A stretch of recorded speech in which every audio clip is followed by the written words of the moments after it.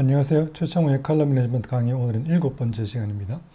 그동안 에피소드를 거치면서 우리가 실제로 모니터를 캘리브레이션 하거나 아니면 더 나아가서 프린터를 프로파일링 할 수 있는 그런 기초를 거의 완전하게 지금 다진 셈이고요. 그래서 그 기초 과정을 거쳐서 이제 오늘 드디어 모니터 캘리브레이션을 할 수 있는 단계까지 왔어요.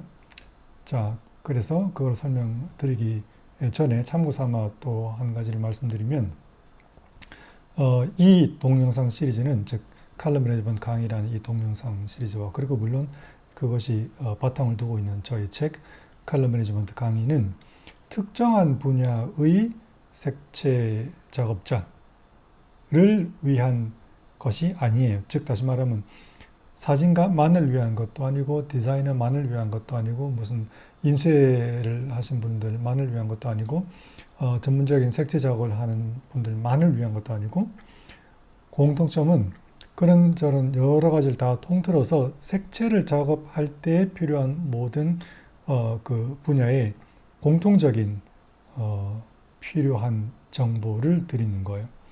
그러니까 예컨대 이런 거죠.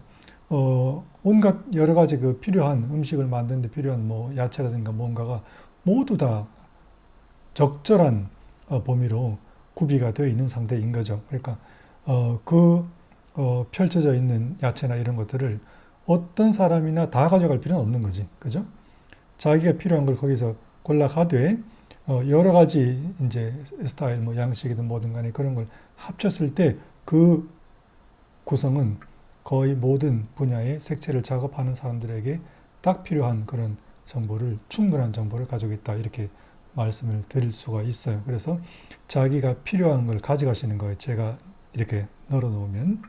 그래서 자기에게만 필요한 거를 그것만 말을 해줄 거라고는 절대 기대하시면 안 돼요. 자, 그럼 일단 들어갑시다. 우리가 색채를 다루기 위해서 반드시 하드웨어 어떤 기계 같은 거, 물론 그걸 또 연결해서 사용하는 소프트웨어 같은 게 반드시 필요하다고 제가 책에 일러두기에 적어놨어요. 그죠? 우리가 동영상 강의에서도 에피소드 1에서 제가 그런 말을 했죠. 반드시 필요해요. 그래서 어떤 measuring device, 즉 측정기 종류들이 있는지도 당연히 우리가 알아봐야 되고, 그래서 자기 작업에 필요한 종류의 디바이스는 무엇인지를 이제 알아야 되니까, 그죠? 반드시 필요하다. 일단 그래서 가장 크게 세 가지 종류가 있는데 그 중에 가장 어떤 의미에서 기초적인 단계에 해당하는 농도계부터 먼저 설명을 드리면, 농도계는 영어로는 densitometer라고 하고, 농도계는 말 그대로 농도라는 게 짙은 정도는 말이잖아요. 그러니까 어떤 물체가 얼마나 짙은지, 그것이 반사 물체가 되었든 투과 물체가 되었든 필름처럼 얼마나 짙은지 그 부분을 우리에게 말을 해주는 거예요. 어떻게 말을 하는가? 간단하죠, 원리는. 어떤 빛을 주고 그 주어진 빛의 강도에 대해서 얼마를 주었더니 얼마나 많은 빛이 반사가 되었거나 투과가 되었는지를 측정을 해서 그 물체의 그 에리어가 얼마나 짙은지, 반사 물체 같으면, 또 투과 물체 같으면 얼마나 불투명한지를 나한테 숫자로 보여주는 거예요. 근데 숫자로 보여주는데 그 숫자는, 농도라는 숫자는 어떤 특성이 있는가 하면 로그 숫자예요. 로그 스케일로 되어 있는 숫자예요. 그래서 이따 설명드리겠지만 뭐 몇 퍼센트도 아니고 뭐 1.8이라든가 2.3이라든가 이런 숫자인데요. 그 숫자의 의미는 조금 이따가 설명을 드릴게요. 자, 그런 것이 농도계이다. 농도계의 이제 대표적인 것들을 몇 가지 보여드리면, 이런 것들이 가장 근본적인 의미에서의 농도계죠. 하일랜드 또는 헤일랜드에서 만든 이건 블랙 앤 화이트만 측정을 하는 투과 그리고 반사 물체를 모두 측정할 수 있는 농도인데, 이런 거는 이제 주로 그 흑백 필름 같은 게 있잖아요. 그런 거나 아니면 흑백 프린트 같은 거에 그 개조가 얼마나 짙게 지금 프린트가 됐는지, 그 다음에 또 필름에 그 현상된 필름의 베이스 포그 농도가 뭐 어떤지, 그리고 맥시멈 덴시티 농도가 어떤지 이런 거를 측정을 해 볼 수 있는 그런 기계죠. 여기다가 이제 예를 들어 필름을 놓으면 아래에서 불이 켜지고 그럼 불이 켜졌으면 그 필름을 통과해서 불빛이 나올 거 아니에요? 그걸 여기서 센서에서 보면 여기서 받아들여서 계산 처리를 하면 그 부분의 농도가 뭐 어떻다 하고 이제 농도를 보여주는 거죠. 그리고 그 위에 있는 이 아래에 있는 두 개의 농도계는 거의 전형적으로 옵셋 인쇄 같은 거 할 때에 CMYK 잉크 컨트롤 하기 위한 그런 용도로 사용되는 농도계예요. 이 농도계들은 여기도 여긴 적혀있지는 않네요. 둘 다 공통적으로 스펙트럴 포토입니다. 즉 바로 뒤에서 배울 분광 광도계의 스타일을 가지고 있는데 분광 광도계의 역할을 하면서 그 데이터를 주로 농도를 보여주는데 이제 활용을 한다. 그런 뜻이에요.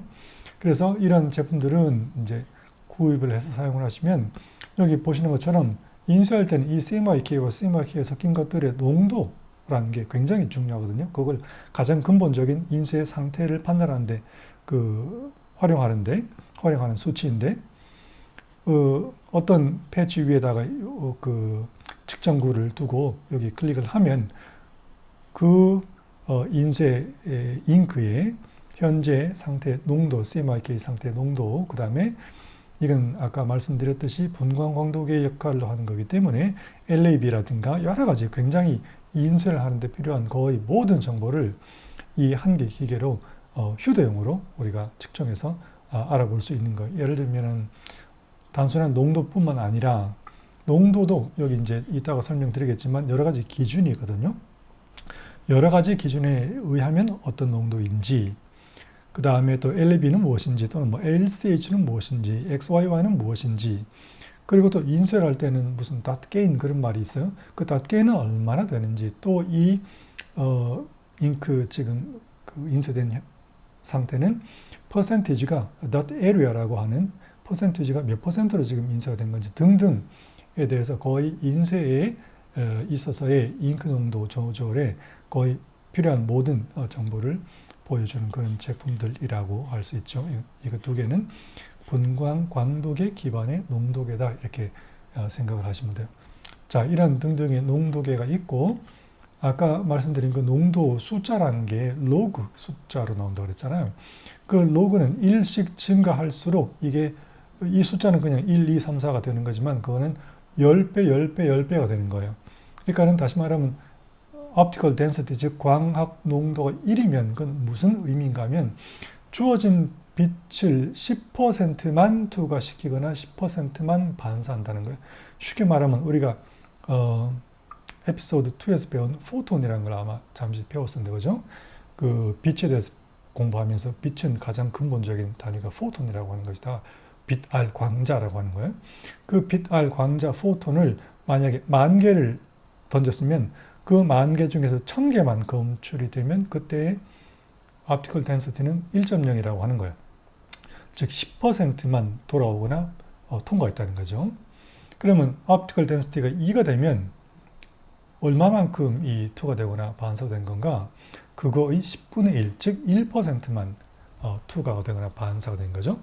3이 되면 그거의 또 10배, 0.1, 4가 되면 0.01%만 투가 또는 반사가 되었다는 의미예요. 다시 말하면 포톤 10,000개를 던지면 딱 한 알밖에는 검출되지 않았다는 거예요. 그러니까 농도의 숫자는 이런 로그 스케일로 되어 있다는 것을 이해를 하시고 또 동시에 이 농도의 숫자는 0.32 우리가 일반적으로 사진 할 때 그 한 스탑이라는 의미가 있잖아요. 한 스탑이라는 거는 예컨대 같은 ISO에서 즉 그 필름 감도에서 125분의 1초 셔터 속도를 두고 만약에 조리개를 8로 맞춰서 노출한 거에 비해서 똑같은 상태에서 조리개를 11에 두면 빛이 광량이 반만 들어오거든요. 그게 이제 한 스탑이라는 의미예요. 반 또는 2배가 되겠죠.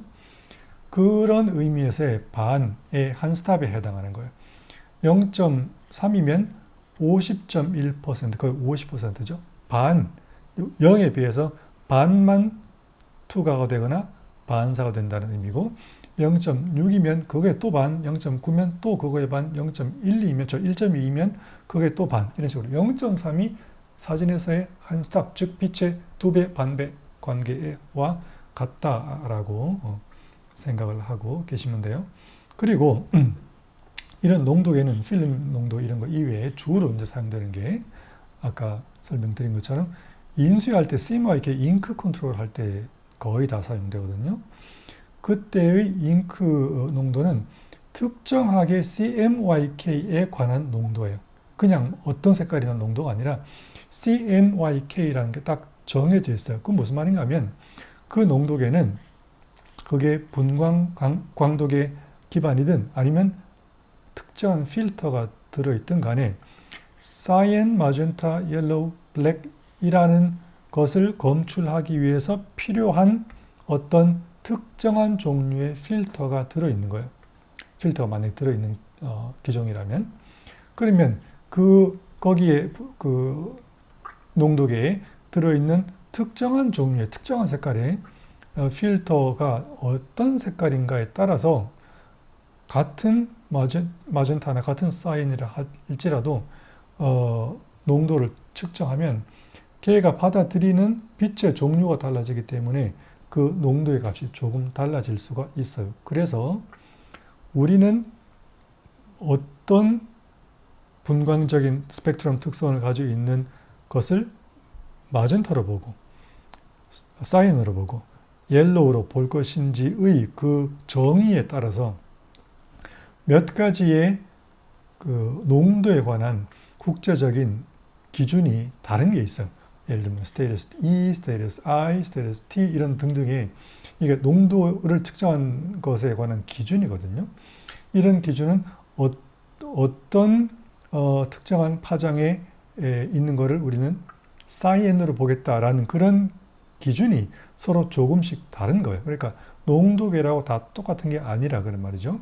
그러니까 실제로 물리적인 필터가 들어있는 농도계는 그 들어있는 필터의 종류에 따라서 어떤 용도로 사용되는 것인지가 고정되어 있는 거예요.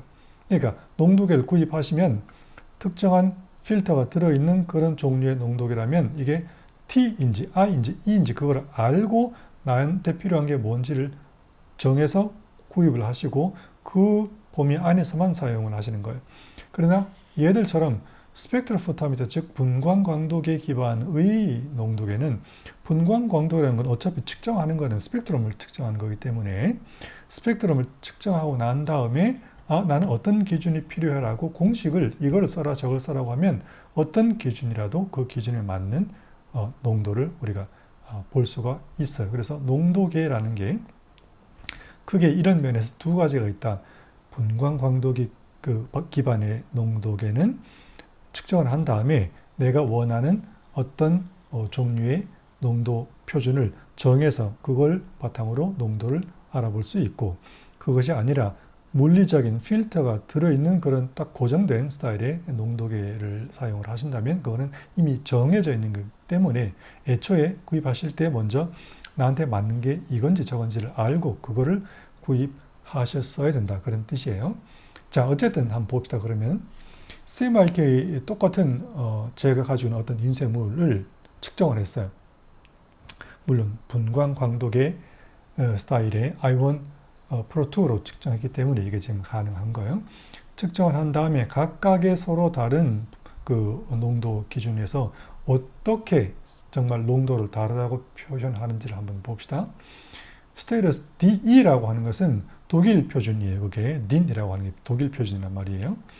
독일 표준인데 독일 표준으로는 이 사이엔 패치의 농도가 1.46이라고 하고 마젠타는 1.41이라고 하고 이 옐로우는 1.42, 이 블랙은 1.82라고 나왔어요.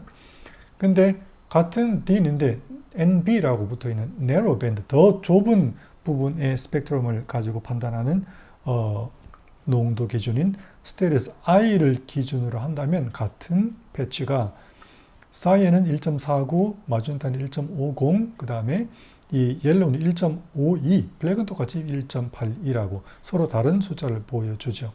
그리고 우리가 가장 널리 사용하는 북미 기준의 NC 그래픽 아트 기준의 스테이러스 T라고 하는 표준이 있는데 그 표준에 의하면 동일한 CMYK 패치가 농도가 1.46, 1.41, 1.09, 1.81이에요.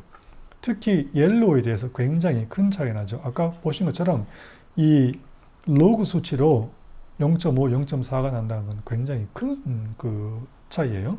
그러니까 기준을 어떻게 두고 똑같은 옐로우를 받아들이는가에 따라서 수치가 달라진다는 걸 알 수 있고, 자기가 측정하는 수치가 어떤 기준인지 반드시 알고 그 기준 안에서 서로 의사소통을 해야 된다는 거죠. 예를 들면 나는 이번 인쇄에서 CMYK를 예를 들어 1.45, 1.40, 1.05, 1.80의 그 수치를 원한다고 칩시다.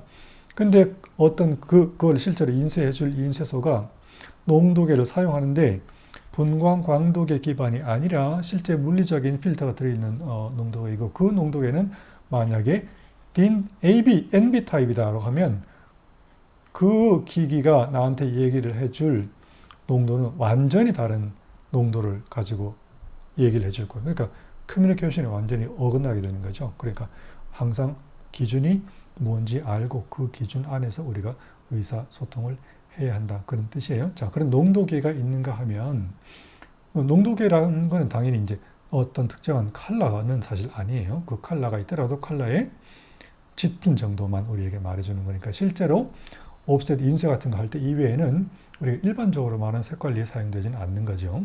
물론 그것도 색깔리에 포함되는 거지만, 그 다음에 이제 색깔리라는데 주로 보통 사용한다고 하는 거에 이제 첫 번째는 보통 컬러리미터라고 하는 기계가 있어요. 컬러리미터라고 그냥 말하기도 하고 색도기라고 말을 하기도 해요.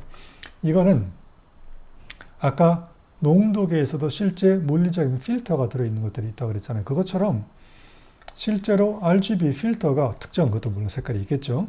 이 특정 색깔을 가진 RGB 필터가 안에 들어있어서 마치 이것이 하려고 하는 그 의도하는 거 뭐냐면, 우리가 에피소드 3에서 배웠던 눈의 구조라는 걸 배웠잖아요. 그 눈 안에는 콘 리셉터가 있다고 배웠어요. 그죠?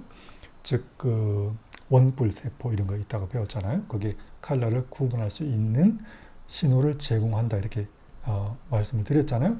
그 콘 리셉터의 반응을 본다려고 하는 거예요. 그런 비슷한 메커니즘을 만들어서 색깔이 어떤지를 한번 측정을 해보자, 이런 거거든요. 그러니까 예를 들어서 우리가 보통 이런 거는 모니터 캘리브레이션 할 때 많이 사용하는데, 모니터에서 만약에 어떤 빛이 나오면 그거를 이제 확산을 하거나 렌즈를 통해서 빛을 받아들인 다음에 거기 칼로리미터 안에 들어있는 RGB 필터가, 특정한 필터 세트가 있어요. 그 필터 세트를 통해서 빛이 들어오면 그 뒤에 이제 같은 종류의 센서가 있는 거죠. CCD 같은 센서가 있단 말이죠. 그럼 그 센서에서는 이 필터를 통해서, 이 필터를 통해서, 이 필터를 통해서 들어온 빛의 강도만 측정을 하는 거예요. 측정된 빛의 강도는 아날로그 신호니까 그 아날로그 신호를 디지털로 컨버팅 한 다음에 이제 계산을 하게 되는 그런 구조를 가지고 있어요. 그래서 눈 속에 들어있는 콘 리셉터의 반응을 본따서 특정한 색깔의 컬러 필터를 붙여서 그거를 통해서 빛을 측정한 다음에 우리한테 뭐 XYZ라든가 아니면 뭐 LAB라든가 이런 색깔 데이터를 제공해주는 그런 종류의 측색기를 말하는 것이다. 이렇게 설명드릴 수 있겠고, 그런 거에 가장 대표적인 이제 제품들이 바로 이런 스파이더라든가 아니면 엑스라이트 같은 데서 나오는 아이온 디스플레이 프로 같은 이런 제품들인데, 뒤에서 보시겠지만 이 아이온 디스플레이 프로 이런 제품들은 얼마 전부터는 이제 회사가 달라졌어요. 그래서 엑스라이트라고 하지 않고 캘리브라이트라고 하는 회사로 이제, 그게 뭐 분사가 된 건지 제가 모르겠지만 하여튼 회사 뭐 브랜드가 달라졌다는 것을 일단 먼저 말씀드리고 이따가 다시 설명을 드릴게요. 자, 여기 지나가기 전에 한 가지를 제가 또 추가로 설명드리면, 이 컬러 업계에서 희한하게 그 잘못 사용하는 말이 있는데, 그 말이 어떤 것인가? 측색계라는 말을 사용을 할 때가 많아요. 잘못 사용하는 게 그게 두 가지인데, 대표적으로 그 중에 한 개가 측색계라고 하는 거예요. 이건 왜 잘못된 것인가? 무슨 계라고 하는 거는 여기도 지금 계라고 한 게 있잖아요. 색도계, 색도를 측정한다는 거예요. 맞는 말이지. 색도를 측정하는 거예요. 온도계 그러면 온도를 측정하는 거죠. 혈압계 그러면 혈압을 측정하는, 풍향계열은 풍향을 측정하는 거예요.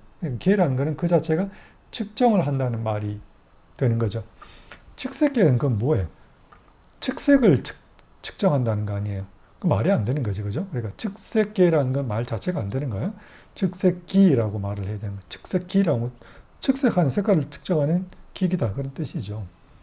그러니까 측색계라는 말은 사용하지 마시라. 그다음 또 한 가지 잘못 사용하는 게, 굉장히 많은 사람들이 이 컬러 업계에서 색차계라는 말을 아주 뭐 거의 매일 사용을 해요. 색차계는 뭐예요? 그 말 자체는 방금 제가 설명드린 거를 바탕으로 하면 말 자체는 틀리지 않았어요. 색차를 측정하는 게 있으면 그건 색차계가 맞지. 그런데 현실은 색차를 측정하기 위해서 만든 기계는 없어요. 그러니까 빛을 측정해서 뭐 LAB를 보여주고 뭐 색차도 보여주고 뭐도 보여주고 하는 건 있지만, 그것의 원래 목적이 색차를 측정하기 위한 기계는 없다 이거예요. 그러니까는 색차계는 없다는 거예요, 원래가. 아시겠죠? 색차계라는 그 말 자체는 맞을 수 있으나 그 말이 의미하는 기기인 색차를 측정하는 기계는 존재하지 않아요. 그건 부차적인 문제일 뿐이죠. 그러니까 그런 두 가지 말은 사용하지 않기를 권장을 드리고, 자, 그래서 이 칼로리미터라고 하는 기계들은 특정한 색깔을 가진 RGB 필터가 들어있다고 그랬잖아요. 이거는 고정된 거예요. 그러니까 이러한 특정한 색깔의 RGB 필터를 세트를 가지고 있으면 그 필터 세트가 모든 그 뭐랄까요, 그 상황에 대응할 수는 없어요. 어떤 특정한 상황에서는 이 RGB 필터가 고정된 상태로 받아들인 데이터를 바탕으로 만든 그 측색 데이터는 맞지 않을 때가 있다. 예컨대 무슨 뭐 요새는 굉장히 그 뭡니까, 세츄레이션이 높은 그런 종류의 디스플레이 같은 게 나오잖아요. 그죠? 뭐 OLED라든가 그런 특성이 조금 다른 디스플레이를 측정하기 위해서는 그것을 좀 더 적절하게 받아들일 수 있는, 그래서 측정할 수 있는 세트의 RGB 필터가 속에 들어 있어야 되는 거거든요. 그러니까 한 가지 가지고는 모든 시츄에이션을 감당할 수가 없는 경우가 많다. 그 다음에 이건 말 그대로 스펙트럼을 측정하는 게 아니에요. 즉 스펙트럴 데이터가 없는 거죠. 스펙트럴 데이터가 없기 때문에 거기에는 여러 가지 제약이 따라요. 예를 들면 메타메리즘이 우리가 이전에 배웠던 조건 등색이 어떻게 된다든가 그걸 예측한다든가 이런 솔루션으로 사용할 수가 없어요. 그 다음에 일루미넌트, D65, D50, 뭐 A 광원 이런 여러 가지 표준 광원, 그 다음에 2도, 10도 같은 그런 표준 관찰자 각도 이런 거에 서로 다른 컨버전이 이 측색기 가지고는 되지 않아요. 그리고 아까 말씀드렸던 이거와 또 연관해서 일부분의 경우에 있어서 정확성에 문제가 있을 수 있다. 그러니까 그런 제약이 있다는 것을 아시고, 그 다음에 이제 가장 뭐랄까요, 뭐 발전된 형태의 측색기는 분광광도계라고 부르는 스펙트로포토미터라고 하는 거죠. 스펙트로포토미터는 말 그대로 빛을 측정하는데 빛의 스펙트럼을 측정한다, 그런 뜻이에요. 그래서 이건 어떤 구조, 어떤 원리를 가지고 있는 것인가, 어떤 물체에 빛을 가해서 그 빛이 반사가 될 거 아니에요. 반사물체라면. 그럼 그 반사되는 빛을 받아들인 다음에 그 빛을 말 그대로 분광을 하는 거예요. 그래서 분광을 하는데 필요한 기구가 거기 안에 들어있어요. 분광한다는 게 무슨 말인가? 이런 기계들 안에는 요약해서 요런 식의, 뭐 이거하고 똑같이 생기지 않았을지라도 이런 취지의 그런 역할을 하는 어떤 파트가 들어있다. 이걸 보통 스펙트로그래프라고 하는데, 이것이 하는 역할이 뭔가 말 그대로 분광을 하는 거예요. 예컨대 측정을 해서 그 측정된 빛이 들어오면 그 빛을 몇 가지의 거울과 그 다음에 뭐 프리즘이라든가 아니면 여기서 말한 그 diffraction grating이라고 하는 어떤 장치를 이용해서 벌려주는 거죠.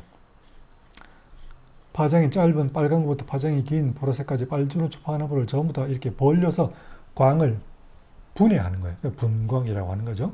그럼 이렇게 분광이 되고 나면 그 한 개 한 개는 거의 단색, 모노크롬이 되어 있을 거 아니에요.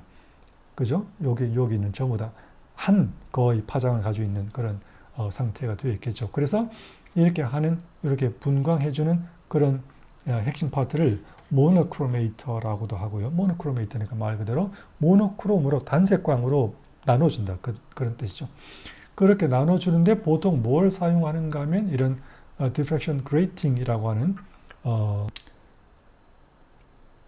빛을 확산시키는 역할을 하는 것인데요. 어떤 구조를 가지고 있는가 하면 예컨대 투명한 유리판 같은 데다가 굉장히 세밀한 홈을 세로로 이렇게 내놓고 거기에다가 빛을 투과시키면 그 빛 안에 들어있는 스펙트럼에 따라서 굴절률이 달라져요. 그래서 굴절률이 달라지니까 당연히 이제 빛이 나뉘게 되겠죠. 그런 식의 원리를 사용해서 빛을 확산시키는 거예요. 그래서 그런 걸 모노크로메이터라고 말을 한다. 이런 구조를 거쳐서 들어오는 빛을 빨주노초 파남보로 분해해서 거기에 각각의 센서를 두어서 빛의 강도를 측정하는 그런 구조를 가지고 있는 거예요. 자, 그런데 이런 거는 공통인데 어떤 점에서 조금씩 다른 특성을 가지고 있는가 하면 그 geometry라고 하는 게 있어요. 분광 광도에는 geometry라고 하는 게 아주 중요한데 geometry는 그 안에 빛을 받아들여서 측정을 하는 그 기하 구조가 어떻게 되어 있는가를 말을 하는 거예요. 크게 두 가지 종류가 있는데 45도 영도라고 하는 게 있고 diffusion 8도라고 하는 게 있어요. 그 무슨 말인가? 처음에 말하는 45도 또는 diffusion이라고 하는 것은 빛을 비춰주는 각도를 말을 하는 거예요. 그래서 45도 영도를 먼저 설명을 드리면 이게 지금 측정할 대상이 되는 그 샘플인데 샘플에 대하여 45도로 사실은 지금 여기 두 개를 그려놨지만 실제로는 링 타입이에요. 이게 삥 돌아가면서 똑같이 있다 그런 뜻이에요. 그러니까 45도로 돌아가면서 빛을 쏘아서 그래서 45도. 그 다음에 영도는 그것을 수직으로 본다는 뜻이에요. 이걸 보통 우리는 90도라고 말하는데 이 지오메트리에서는 0도라고 말을 해요. 그래서 45도로 쏘고 직각으로 나오는 곳에서 바라보면서 빛을 받아들인 것을 가지고 이렇게 분해를 해서 우리가 데이터를 얻는 그런 구조를 가진 것을 45도 0도 스타일이라 그렇게 말을 하고 이런 우리가 흔히 사용하는 분광 광도에는 다 45도 0도 스타일이에요. 그런데 반해서 디퓨전 8도라고 하는 것들은 이제 이런 거 아니면 아예 큼직한 것들이 있거든요. 꽤 큰 것들 들고 다닐 수 없는 거. 그런 건 보통 디퓨전 8도라고 D8이라고 하는 지오메트리를 사용하는데 이거는 왜 그렇게 말을 하는가? 앞에 있는 게 빛을 어떻게 쏘는가에 관한 거라고 그랬잖아요. 앞에 있는 거는 이 45도로 쏘니까 45도라고 해놨고 이거는 특정한 각도가 없어요. 빛을 쏘면 그 빛을 동그란 어떤 그 공 같은 게 들어있고 그 공을 뜯어서 이렇게 안을 보시면 하얀 분필로 칠을 해놓은 것 같은 굉장히 매트한 아주 곱게 흰 칠이 되어 있는 광택이 전혀 없는 그런 공이 한 개 들어있어요. 이거를 뭐라고 부르는가? 그 적분구라고 보통 부르는데 integrating sphere라고 부르는데 빛이 이렇게 보통 여기는 제논 빛이 들어있거든요. 팍 터지면 그 빛이 모두 확산되어서 그걸 전부 다 하나로 곱게 통합한다. 그런 뜻이에요. integrating, 통합한다는 뜻이에요. 그래서 이거를 diffusion이라고 하는 거예요. 특정하게 무슨 어떤 각도로 쏘는 게 아니라 각도가 거의 없는 상태로 전체를 다 분산시켜가지고 측정을 한다는 의미로 빛은 diffusion 된 상태로 들어온다 그런 뜻이죠. 그러면 빛은 그렇게 됐다고 치고 왜 뒤에는 8도라고 되어 있는가? 그러면 어찌되었든 빛을 어떻게 쏘았든 간에 측정을 해야 될 거 아니에요. 그러면 어디선가 이제 구멍을 뚫어가지고 빛을 받아들여야 되는데 그 빛을 받아들이는 것이 이 샘플에 대하여 수직에 대하여 8도에 항상 위치하고 있어요. 그래서 8도 되는 어떤 부분에 구멍이 있고 거기를 통해서 빛이 나오면 그거를 또 이렇게 받아들여서 분해해서 스펙트럼을 측정을 한다는 거예요. 여기 이제 D8도라고 하는 이유예요. 근데 D8도라고 하는 것도 또 그 안에서 두 가지가 갈리는데 두 가지가 사실 갈린다기보다는 어떤 한 기기가 이 두 개를 동시에 할 수가 있는 거예요. 이걸 고르거나 저걸 고르거나. 어떤 것이 있는가 하면 우리가 뭔가에 빛을 비추면 그 물체가 만약에 약간 광택이 있는 거라면 각도를 어떻게 하는가에 따라서 반짝하는 부분이 있잖아요. 그 반짝하는 거를 우리가 보통 정반사라고 하고 스페큘러라고 그렇게 말해요. 스페큘러 리플렉션이라고. 그래서 그 반짝하는 것을 포함을 시켜서 전체적인 빛을 측정을 할 것인가, 아니면 그 반짝하는 부분을 아예 제껴놓고 걔는 그냥 통과시키고 없애버리고 우리가 빛을 측정할 것인가를 가지고 나뉘는 거예요. 그래서 여기 잘 보시면 그냥 D8이랑 DI, DE라고 되어 있잖아요. DI라고 하는 것은 diffusion인데 그 스페큘러에 대해서, 정반사에 대해서 그걸 다 포함시킨 상태로 빛을 측정한 거다. 그런 뜻으로 I. I는 included라는 뜻이에요. specular included라는 뜻이죠. E는 그 반대니까 excluded라는 뜻이에요. 그것을 빼내서 반짝하는 부분을 제껴놓고 걔는 빼고 난 상태를 빛을 측정을 한 거다. 그런 뜻이에요. 그래서 diffusion 팔도는 specular included 버전의 측정이 있을 수 있고 excluded 버전의 측정이 있을 수 있다. 그 두 개가 측정값이 다르다는 거예요. 그리고 또 하나 주의하실 것은 여러분들의 일반적인 생각을 가지고 추정을 하자면 이런 기계들은 꽤 값이 나가거든요. 이게 당연히 뭐 몇백만 원, 이것도 몇백만 원, 큰 거는 천 단위, 천만 단위가 된단 말이죠. 굉장히 고가의 장비들이에요. 그런 고가의 장비들이 측정을 하면 당연히 우리의 상식은 같은 물체를, 같은 어떤 프린트물을 측정하면 정확히 같은 LAB가 나와야 될 거 아니에요. 그것이 뭐 한 0.1 차이는 그렇다 치는데 만약에 그게 뭐 12 차이가 난다든가 그러면 그거는 전혀 우리의 생각과 맞지 않죠. 그러나 그 분광 광도계의 내부 지오메트리가 다르면 어떤 물체에 따라서는 그 색깔 측정 데이터의 차이가 굉장히 크게 차이가 날 수도 있어요. 그것이 꼭 잘못된 것이 아니에요. 그러니까 처음 그 말을 들으면 어떻게 그 잘못이 아니지? 똑같아야지 라고 하실 거지만 왜 잘못이 아닐 수 있는가 하면 다르게 보았기 때문이에요. 다르게 빛을 쏘아서 다르게 봤기 때문에. 색깔은 그 자체에 있지 않다고 제가 누누이 강조하잖아요. 다르게 보면 다르게 보일 수 있는 거죠. 그래서 분광 광도계의 이 지오메트리 조건은 어떤 뭐 업계랄까요? 이런 그 분야마다 사용하는 그 기종이 달라요. 그래서 우리가 보통 지금 배우고 있는 뭐 ICC 기반의 이런 색 관리할 때는 거의 이 제품을, 이런 식의 지오메트리를 사용하시고요. 그 다음에 무슨 플라스틱이라든가 뭐 염색이라든가 이런 그 곳들 있잖아요. 그런 데는 대부분 이런 거를 사용을 해요. 그러니까 서로 나뉘는 거다. 만약에 이거를 두 개를 번갈아 사용을 할 때는 그것이 측정값이 서로 다를 수 있다는 걸 아는 상태에서 사용을 하셔야 된다. 같으리라고 기대를 하시면 안 된다. 그리고 특정하게 밝은 물체일수록 그 두 지오메트리 사이에, 그 데이터 사이에 차이가 적고요.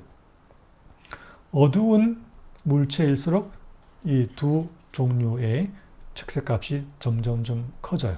그러니까 그거를 이해하실 필요가 있다. 어쨌든 분광 광도계라는 것이 있다라는 걸 배우시고, 그래서 분광 광도계는 그 특성을 정리하면 이거는 분광을, 즉 스펙트럼을 측정하는 거기 때문에 스펙트럴 데이터를 수집하는 거예요. 스펙트럴 파워 디스트리뷰션 데이터죠. 그러니까 분광 강도 분포를 측정하는 거예요. 그 사진으로 치면 로 파일하고 똑같은 거죠. 로 파일은 처리되지 않은 데이터, 원천 데이터잖아요.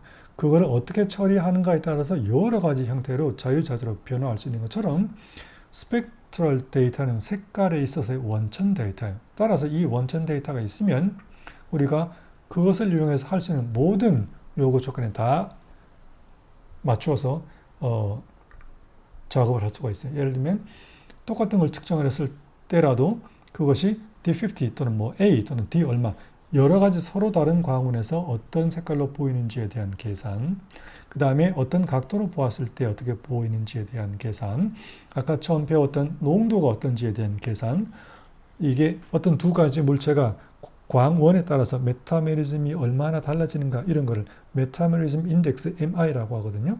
그런 거 계산, 그 다음에 또 우리가 이전에 배웠던 CRI라고 하는 거 있죠. 그 연색성 같은 거 있잖아요. 그런 거에 대한 모든 계산이 다 가능한 거예요. 그러니까 굉장히 중요한 데이터이죠. 그 다음에 아까 설명드렸듯이 지오메트리가 다르면 똑같은 샘플에 대해서 서로 다른 측정 값을 보여줄 수가 있다는 것도 이해를 하실 필요가 있고, 그 다음에 또 하나 마지막으로 정리할 것은 측색기는 색깔을 측정하지 않는다라고 제가 이미 말씀드렸죠. 색깔은 측정하는 게 아니에요. 색깔은 내 의식 안에서 발생하는 거기 때문에 그 자체는 측정할 수 없어요. 측정하는 건 오직 빛 에너지만, 빛 에너지 뭐 분광 스타일로 측정을 하든 뭘 하든 간에 빛 에너지만 측정을 해서 그거에다가 추가적인 공식을 대입해서 이런 색깔일 것이다 라고 우리가 실험 결과로 아주 탄탄하게 만들어 놓은 이미 데이터가 있단 말이죠. 그거를 대입해서 색깔을 측정한 것처럼 말하는 것이고, 실질적으로 거기는 아무런 문제가 없기 때문에 그렇게 색깔을 측정한다고 측색기라고 말을 하는 것이다 라고 하는 것을 다시 잊지 마시고 다음으로 넘어갑시다. 자, 그럼 측색기가 종류가 어떤 게 있는지 이제 대충 배웠단 말이죠. 그러면 무엇을 또 배울 차례가 되는가? 이거는 물론 분광 광도계에 관련된 것인데요. 측정 조건이라고 하는 게 있어요. 그러니까 어떤 걸 측정하는 것도 그냥 한 가지가 아니라 뭔가 조건을 또 다르게 기준을 마련해서 서로 다른 값을 가질 수가 있다는 거죠. 무슨 말인가? 측정 조건은 크게 네 가지가 나누어져 있는데 M은 measurement라는 뜻이에요. M, 0, 1, 2, 3 이렇게 크게 네 가지가 정해진 게 있어요. 이 조건들은 특정하게 어떤 것 때문에 이제 필요하게 되는가 하면 물체, 즉 구체적으로 종이 같은 데 보면 형광증백제라고 하는 물질이 보통 들어있는 게 많아요. 그죠? 없는 것도 물론 있지만 그런 형광증백제가 사용되었는가 얼마나 또는 많이 사용되는가에 따라서 빛을 줬을 때 어떻게 반응하는지가 달라지기 때문에 반응이 달라진다는 말은 우리 눈에 보이는 반응도 달라진다는 거기 때문에, 즉 색깔이 달라진다는 거기 때문에 이거를 서로 다른 케이스로 만들어서 측정 조건을 이렇게 표준화할 필요가 있다 그런 뜻이에요. 무슨 말인가? 예컨대 밑에 데이터를 먼저 보고 제가 말씀을 드릴게요. 어떤 특정한 종이를 측정을 했어요. 분광 광도계로 측정을 했는데 M0, M1, M2라는 서로 다른 조건으로 계산했을 때 이 종이는 전혀 차이가 나지 않아요. 스펙트럼도 똑같고 당연히 그 스펙트럼이 같으니까 당연히 거기로부터 계산이 나온 LAB의 수치도 똑같아요. 그죠? 96.28 0.36 1.78 그렇게 나왔잖아요. 그런데 그런 종이 또는 뭐 물체가 있는가 하면 어떤 종이는 측정을 하면 M0, 1, 2라는 세 가지 서로 다른 조건에 의해서 스펙트럼 반응이 벌써 서로 굉장히 많이 다르게 눈에 띄게 다르게 측정이 되고, 스펙트럼이 다르게 측정이 되니까 이걸로부터 계산된 LAB도 당연히 서로 다르게 되는 거죠. 예를 들어서 M2라는 측정 조건을 보면 P가 마이너스 0.5가 돼 있잖아요. 마이너스 0.5는 0에 가까운 거니까 거의 파랗거나 노랗거나 한 성질이 별로 없고 매우 조금 파랗다는 뜻이에요. 그죠? 마이너스 0.5니까. 그런데 같은 종이인데 M1이라는 측정 조건으로 계산된 데이터를 보면 P가 마이너스 9.5나 되잖아요. 마이너스 9.5라는 말은 굉장히 푸른색, 여기 푸른색 보이죠? 푸른색이라는 뜻이에요. 그러니까 같은 것도 이렇게 다른 반응을 보일 때가 있다. 왜냐하면 형광증백제 때문이다. 형광증백제는 지난번에 설명을 드렸듯이 기본 컨셉은 뭔가 하면 우리가 볼 수 없는 자외선을 흡수한 다음에 우리가 간신히 볼 수 있는 예컨대 420, 430 나노미터 정도의 푸른 빛으로 반사해주는 그런 성질을 가진 물질을 형광증백제라고 하고, 그런 물질을 사용하는 이유는 어떤 종이나 네이나 이런 것들이 좀 더 파르스름하게 빛나서 우리 눈의 흰색으로 기분 좋은 색깔로 인식될 수 있게 하는 그런 역할을 하는 거예요. 그래서 형광증백제는 무엇이 있을 때 활성화가 되는가? 방금 설명드렸듯이 UV가 있을 때 활성화가 되는 거죠. 따라서 측정을 할 때 자외선을 주는가 안 주는가에 따라서 그 반응이 달라지는 거예요. 자, 일단 그까지만 설명드리고 돌아옵시다. 그러면 여러 가지 measurement condition 중에서 M0라는 것은 무엇인가? UV가 거기에 들어있어요. 일부. 그리고 측정하는 그 측정기의 측색기의 광원은 거의 대부분 A 광원, 즉 백열등 같은 게 들어있어요. 백열등을 사용하여서 측정을 하며 그 다음에 거기에는 UV가 일부 들어있다. 그래서 따라서 어쨌든 자외선이 들어있기 때문에 M0로 측정한 그 물체가 만약에 보통의 A4지처럼 그런 형광증백제가 많이 들어있는 물체다, 그런 물질이다 그러면 그 형광증백제가 모습을 드러냈겠죠. 그래서 푸른 기운을 보여줬을 거예요. 자, 그런 걸 M0라고 하는 거고, M1이라고 하는 거는 역시 UV가 들어있고요. 이거는 D50에 가장 가까운 형태의 광원이 들어있어요.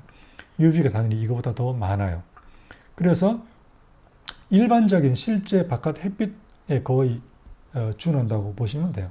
그래서 상당한 양의 UV가 들어있는 그런 상태이며 그 다음에 D50 광원을 쏘아서 측정했다라고 보시면 되는 거죠.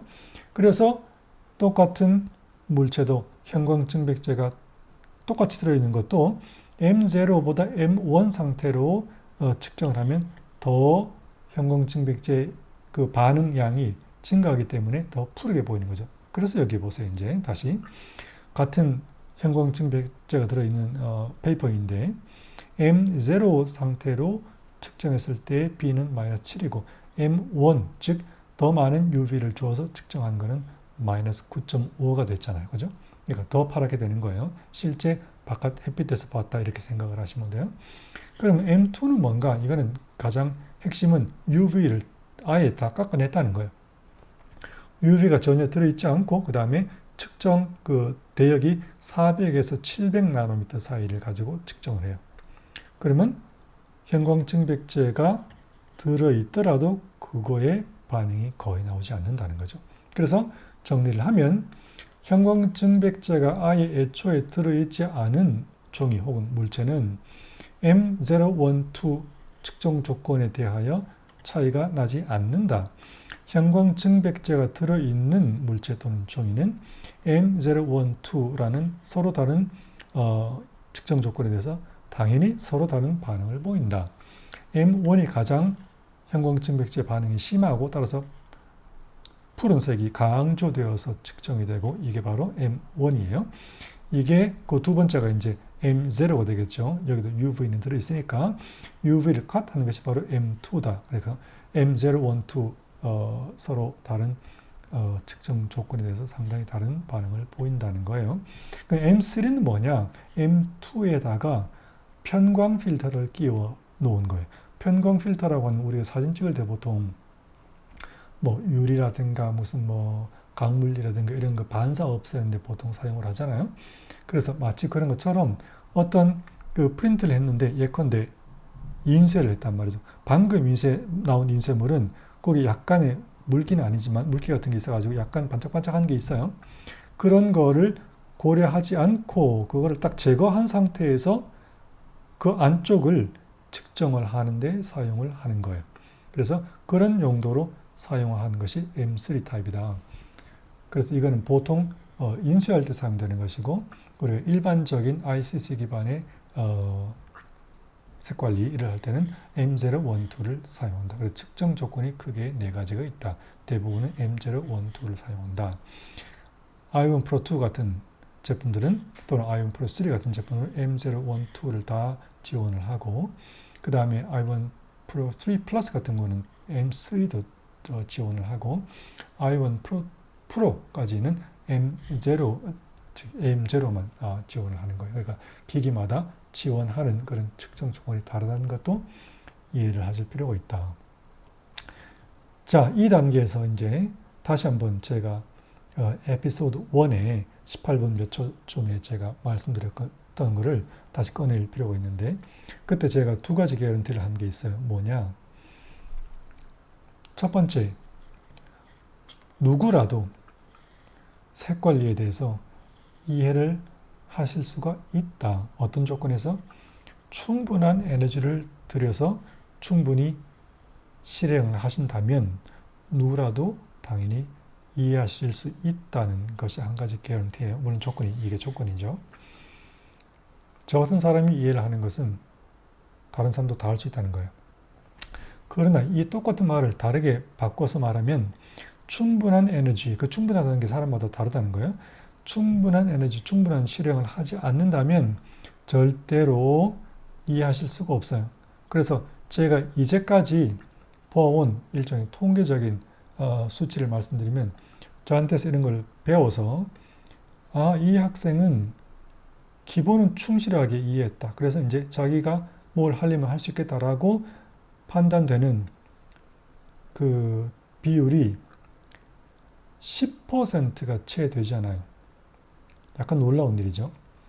그러니까 일반적인 사진을 하거나 디자인을 하거나 하는 사람들조차도 충분한 에너지, 충분한 실행을 하는 사람이 많지 않다는 거예요.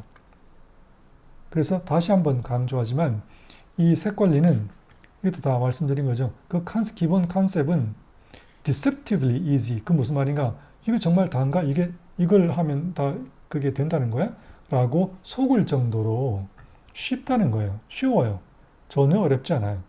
그런데 그거를 실행을 하기 위해서는 굉장히 어렵거나 아니면 헷갈리는 부분이 상당히 많아요. 여기서 이제 좀 좌절을 하는 사람들이 많은 것 같아요. 어쨌든 색관리를 제대로 이해하고 싶어요. 그러면 일단 첫 번째 적절한 기기가 있어야 된다. 어떤 기기가 있어야 되는지 바로 뒤에서 제가 설명드릴 거고, 그 다음에 두 번째 충분한 에너지를 들여야 되고 그 속에 시간도 물론 포함되죠. 충분히 반복적인 실행이 필요하다. 그 충분이라는 게 시간으로 따져 6개월일지 2년일지 그건 모르겠고요. 사람마다 달라요. 그래서 충분한 에너지와 실행이 필요하다. 그거를 드리면 이해가 당연히 되는 것이고 그건 마땅한 일이고 그것을 하지 않으면 똑같이 마땅하게 이해를 하실 수 없다. 두 가지 개념들을 다시 한번 말씀을 드리고 진행합니다.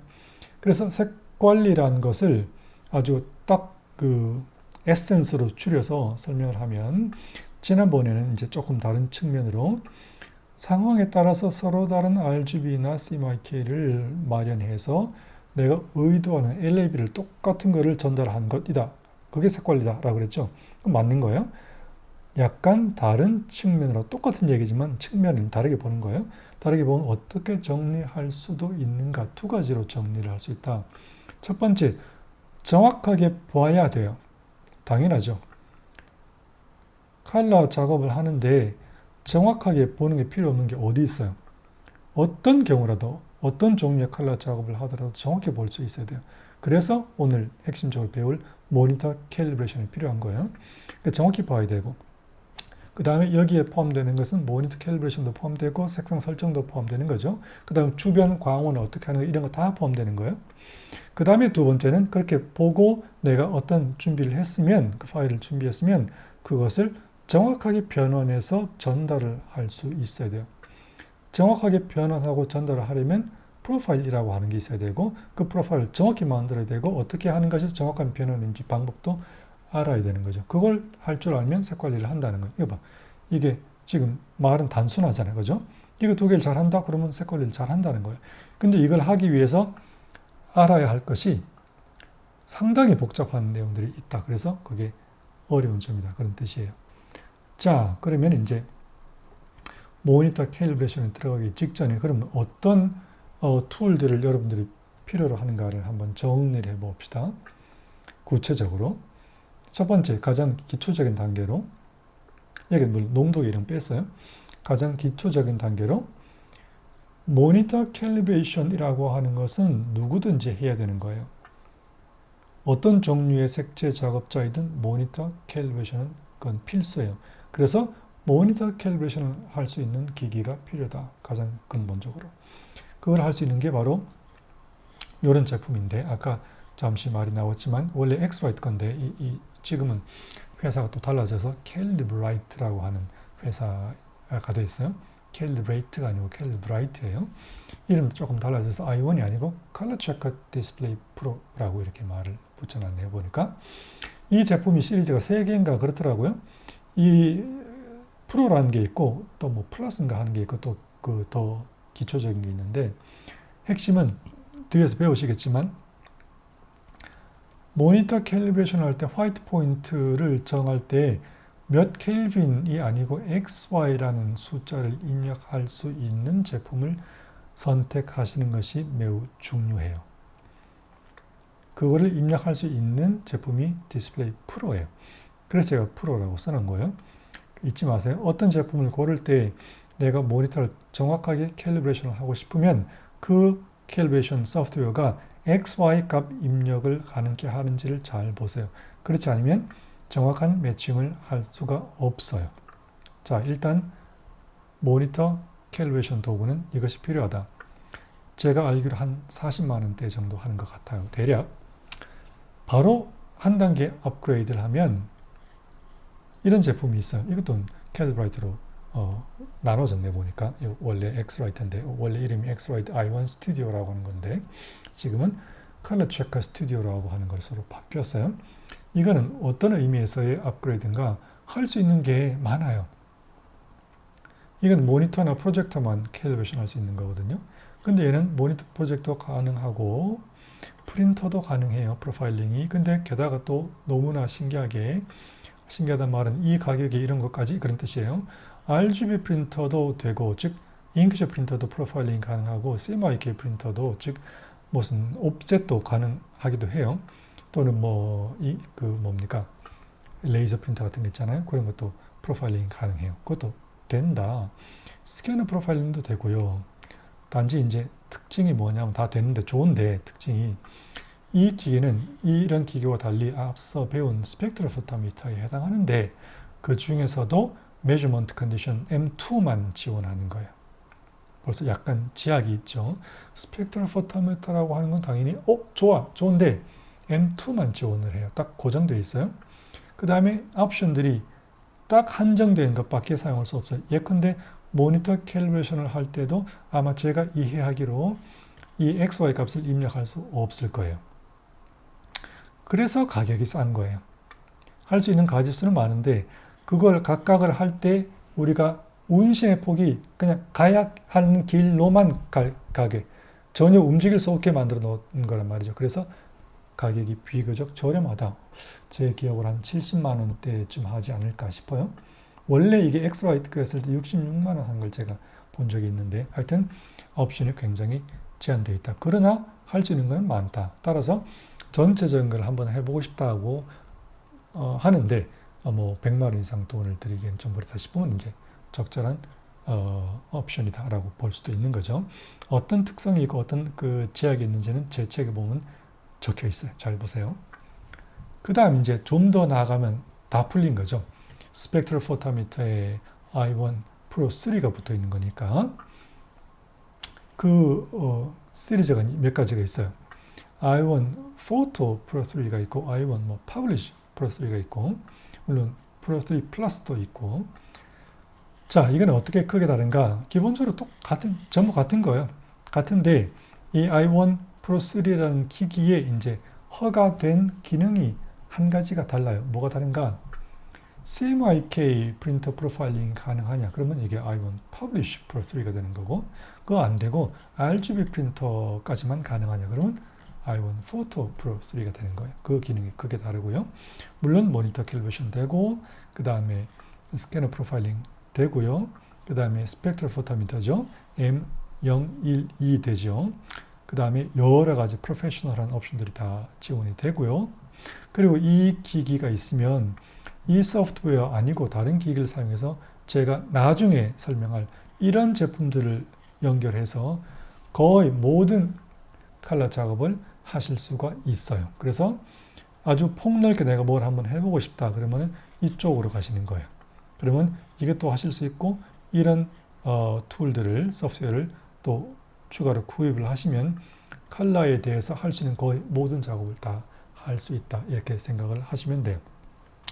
이런 식의 컬러 작업을 하는 소위 서드 파티 소프트웨어들은 가장 기본적으로 i1 프로 제품들을 지원해요.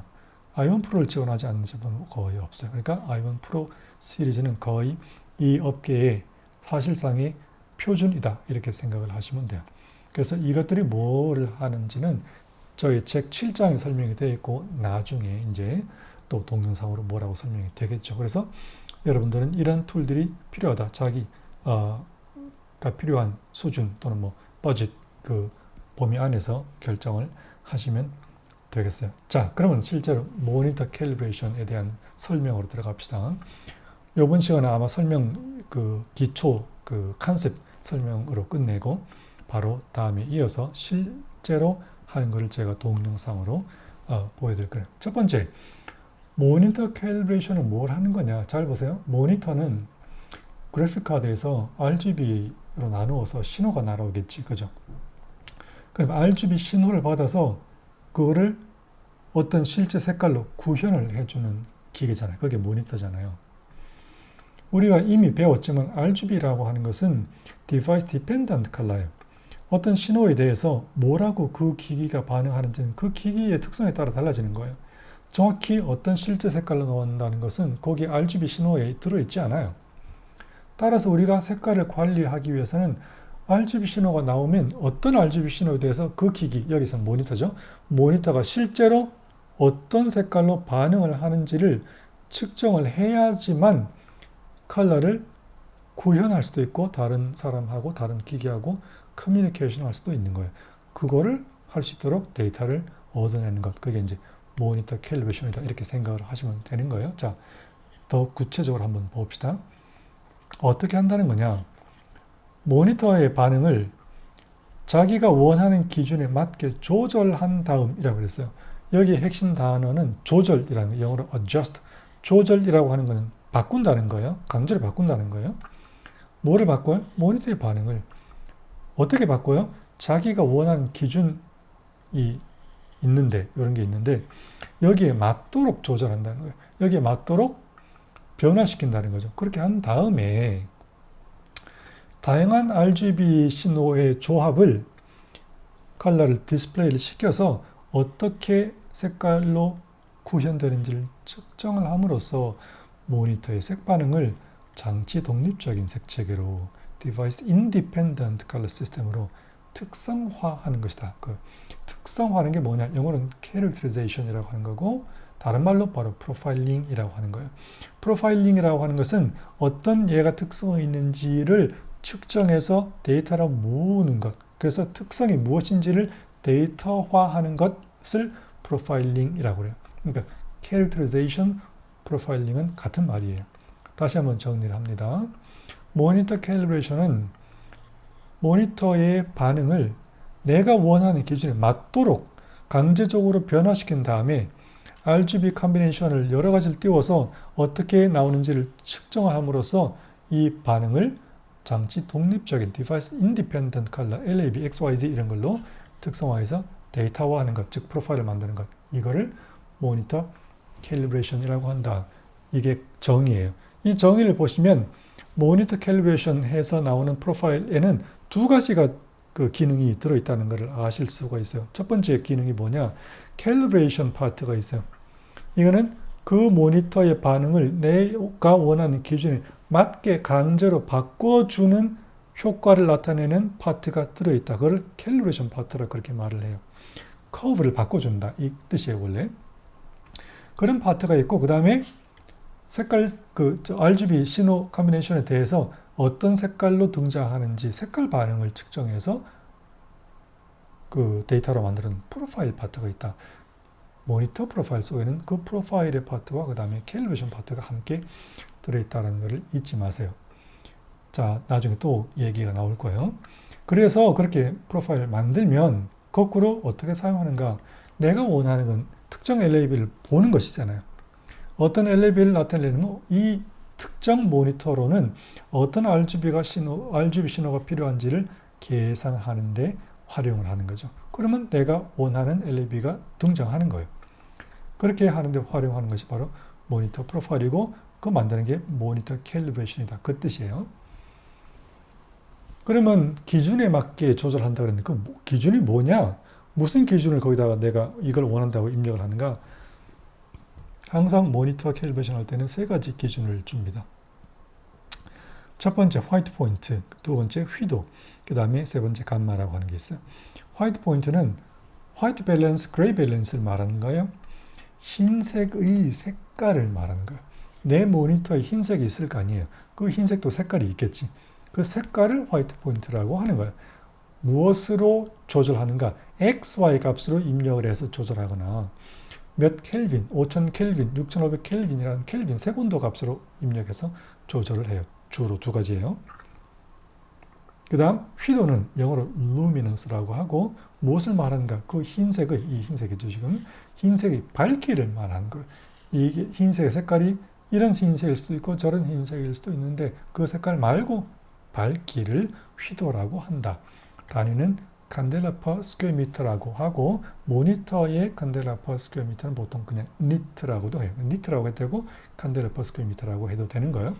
그래서 몇 칸델라 퍼 스퀘어 미터를 원하는지 휘도를 말을 해줘야 되고 그 다음에 감마를 정해줘야 되는데 감마는 뭐냐면 인풋 아웃풋 사이에 반응 곡선이다 이렇게 제가 지금 설명했죠. 인풋이 뭐냐? 여기 인풋이 뭐냐? 그 그래픽 카드에서 나오는 RGB 신호 강도예요. 신호 강도는 뭐냐? 전압이죠. 몇 볼트가 나오는가 그런 뜻이에요. 이 신호 강도에 대해서 실제로 그 RGB의 램프가 얼마나 밝게 빛나는가가 바로 아웃풋이에요. 그러니까 얼마나 전압을 줬는데 실제 RGB 램프가 얼마나 밝게 빛나는가 사이에 반응 곡선을 측정한 것들, 그게 감마 곡선이에요. 감마가 2.2다 하면 그런 2.2의 특성을 가지고 나한테 디스플레이를 해주면 아 얘가 2.2라는 특성을 가지면서 밝기가 분포되어 있기 때문에 그거를 보상해서 거꾸로 이렇게 이게 약간 어둡게 되어 있거든요. 그걸 보상해서 정확한 색깔을 나한테 보여주는 데에 사용을 하는 거예요. 그런 숫자가 2.4, 2.2, 2.6 그런 숫자가 있는데 우리는 거의 대부분 2.2를 사용하시면 돼요.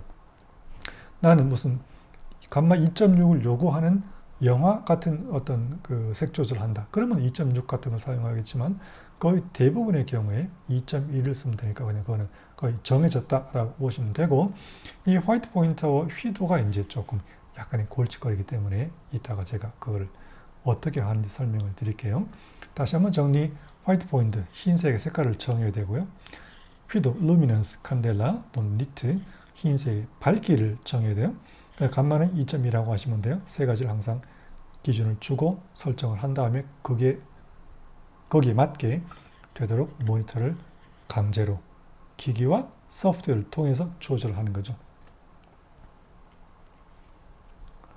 자, 화이트 포인트에 대해서 제가 설명을 드릴게요. 화이트 포인트는 몇 켈빈 같은 걸로 하거나 아니면 XY 값으로 한다 그랬잖아요. 거의 대부분의 이 모니터 캘리브레이션을 설명하는 뭐 책이든 유튜브든 무엇이든 하여튼 보면 거의 두 가지 말밖에 없어요.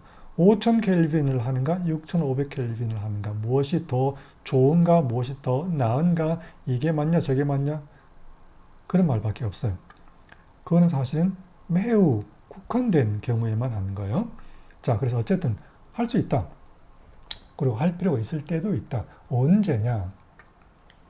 그 모니터 디스플레이와 어떤 특정한 물체 있잖아요. 물리적인 프린트 같은 거. 어떤 뭐 옷감 같은 거 뭐든지 그거를 비교를 할 일이 전혀 없는 사람들. 이렇게 하셔도 돼요. 그 다음에 아까 말씀드린 것처럼 뭐 감마 2.6을 요구하든가 D65 또는 6500 켈빈을 요구하는 그런 표준적인 걸 요구하는 경우가 있을 수 있죠. 그런데 부합을 해야 하는 경우 할 수 있어요. 이렇게 하실 때는 주변 광은 없거나 아니면 그 5000 켈빈 또는 6500 켈빈 또는 5500 켈빈에 딱 맞는 조명이 있으면 그거를 사용하셔도 돼요. 무슨 말인가 하면 그런 조명이 주변에 있지 않으면 사용하지 말라는 거예요. 아예. 왜냐하면 내 모니터의 흰색과 맞지 않는 주변 조명이 있으면 내 모니터의 흰색이 흰색으로 느껴지지 않기 때문이에요. 자, 그러면 잘 보세요. 뒤에 또 그런 얘기 나오겠지만 나는 지금 5000 켈빈 표준 광원이라고 하는 걸 구입해가지고 내 방에 내 작업실에 붙여놨거든. 그럼 당연히 모니터를 5000 켈빈으로 하면 되겠네? 아니에요. 왜냐하면 어떤 실제로 5000 켈빈 램프도 모니터 캘리브레이션을 정확하게 5000 켈빈에 맞췄을 때의 그 흰색과 시각적으로 일치하지 않아요. 그런 조명은 없어요. 그렇기 때문에 제가 이거는 어떨 때 쓰시는 거라고? 실제로 어떤 물체를 내 모니터와 비교할 필요가 전혀 없을 때 사용하는 거라 그랬죠. 그럴 때 사용하셔도 돼요. 그래서 그런 조명이 행여라도 있으면 쓰시고 없으면 아예 조명 거의 없는 상태로 사용하시길 권장을 한다. 그래서 아까 말씀드린 것처럼 실제 D50, D65 표준 광원하고 이 5000 켈빈, 6500 켈빈으로 캘리브레이션한 내 모니터 인쇄하고 맞지 않게 되어 있다. 그건 나중에 다시 설명드릴게요. 자, 조심하셔야 돼요. 그래서 거의 대부분은 무엇을 사용을 하셔야 되는가? XY 값을 딱 핀포인트 찍어서 사용하셔야 돼요. 언제 사용하시는가? 이거 제외하고 언제라도 내 디스플레이와 어떤 실물, 프린트가 되겠죠. 보통은. 하고 비교를 해서 이게 정확한지 아닌지를 뭔가 항상 매칭이 필요하다, 비교가 필요하다 할 때는 반드시 XY 값으로만 캘리브레이션을 하셔야 돼요. 그것도 물론 딱 맞는 그 환경에 맞는 XY 값을 사용을 하셔야 되는 거죠. 주의점. 내 디스플레이의 화이트나 그레이는 내가 사용하는 조명 아래에서의 기준이 되는, 여기 기준 된다는 게 뭔지 이따가 설명드릴게요. 기준되는 화이트와 그레이 시각적으로 매치가 되어야만 해요. 시각적으로 내 눈으로 봤을 때 같은 그레이, 같은 흰색으로 보여야 되는 거예요. 이건 무슨 뜻인가? 아까 위에도 한 가지를 설명드렸지만 내가 5000 켈빈 라이팅을 쓴다고 내가 모니터를 5000 켈빈에 맞춰서 조절하면 시각적으로 같게 보이지 않는다 그랬죠.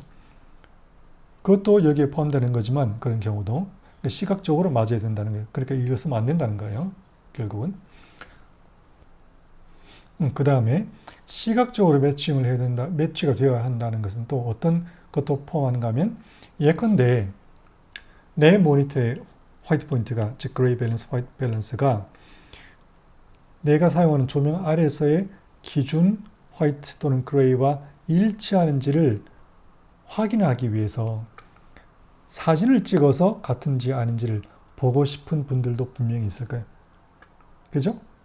생각을 조금 하시는 분들이라면 아, 내 모니터의 흰색이 내 조명 조건 하에서 완전한 흰색을 놨을 때 그것과 사진을 찍었을 때 똑같은 색깔이 나오면 일치가 될 것이다 라고 거의 뭐랄까요, 증거가 될 것이라고 생각하시는 분들이 있죠. 그러나 그렇지 않아요. 시각적으로 일치가 될 때에 사진으로 찍었을 때 일치되지 않아요. 다시 말하면 사진으로 찍었을 때 일치가 되면 시각적으로 일치가 되지 않아요. 그래서 반드시 다시 강조하지만 내 눈으로 봤을 때 내 모니터의 흰색이 기준 흰색과 같은 색깔로 보여야 한다는 걸 절대로 잊지 마세요. 사진 찍어서 검증하겠다? 아니에요. 그것도 5000 켈빈 라이팅을 달았으니까 5000 켈빈으로 맞추겠다? 아니에요. 그것도 그렇게 하시면 안 돼요. 자, 그걸 강조하고, 그래서 XY를 쓰는 거예요. 강조를 하고, 그러면 여러분들의 상황에 따라, 상황이 뭔지 제가 모르지. 그러니까 상황에 따라서 XY 값을 구해야 되는데 처음에는 그게 어려우니까 제가 스타팅 포인트로 몇 가지 집어드리면 이런 것들이 있다.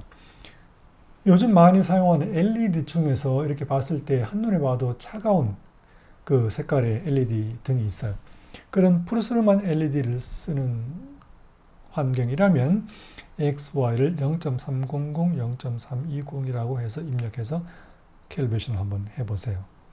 그 다음에 일반적인 3파장, 3band fluorescent lamp라는 뜻이에요. 3파장. 가장 많이 사용하는 거죠. 일반적인 3파장을 사용하는 그런 환경의 작업실 같으면 화이트 포인트를 X 0.319, y0.345으로 설정하시고 한번 해보세요. 그 다음에 아까 말씀드렸던 D50, 5000 켈빈 표준 광원 같은 걸 가지고 계신다라고 하면 5000 켈빈에 하는 게 아니라 X 0.333, Y는 0.346이라고 입력을 해서 캘리브레이션을 해보세요. 이거를 스타팅 포인트로 쓰시고 부족한 게 있으면 나름대로 X, Y 값을 조금씩 바꿔가면서 자기 환경에 맞는 핀 포인트를 찾아내는 거다. 그래서 화이트 포인트는 찾아내야 되는 거예요. 자, 여기 좀 중요한 게 굉장히 많아요. 그런데 만약에 이걸 했다고 또는 이걸 했다고 쳐봅시다. 3파장 조명을 내가 쓰고 있어요. 물론 3파장 조명을 쓴다는 것은 CRI 연색성이 별로 안 좋다는 뜻인데 어쨌든 그럼에도 불구하고 그걸 쓰고 있다고 칩시다. 그래서 내 모니터를 이제 생전 처음으로 X 0.319와 0.345에다가 딱 설정해가지고 정확하게 캘리브레이션 딱 했어요. 딱 한 그 순간 거의 100%의 사람들이 뭐라고 반응하는가? 오, 이거 뭐야?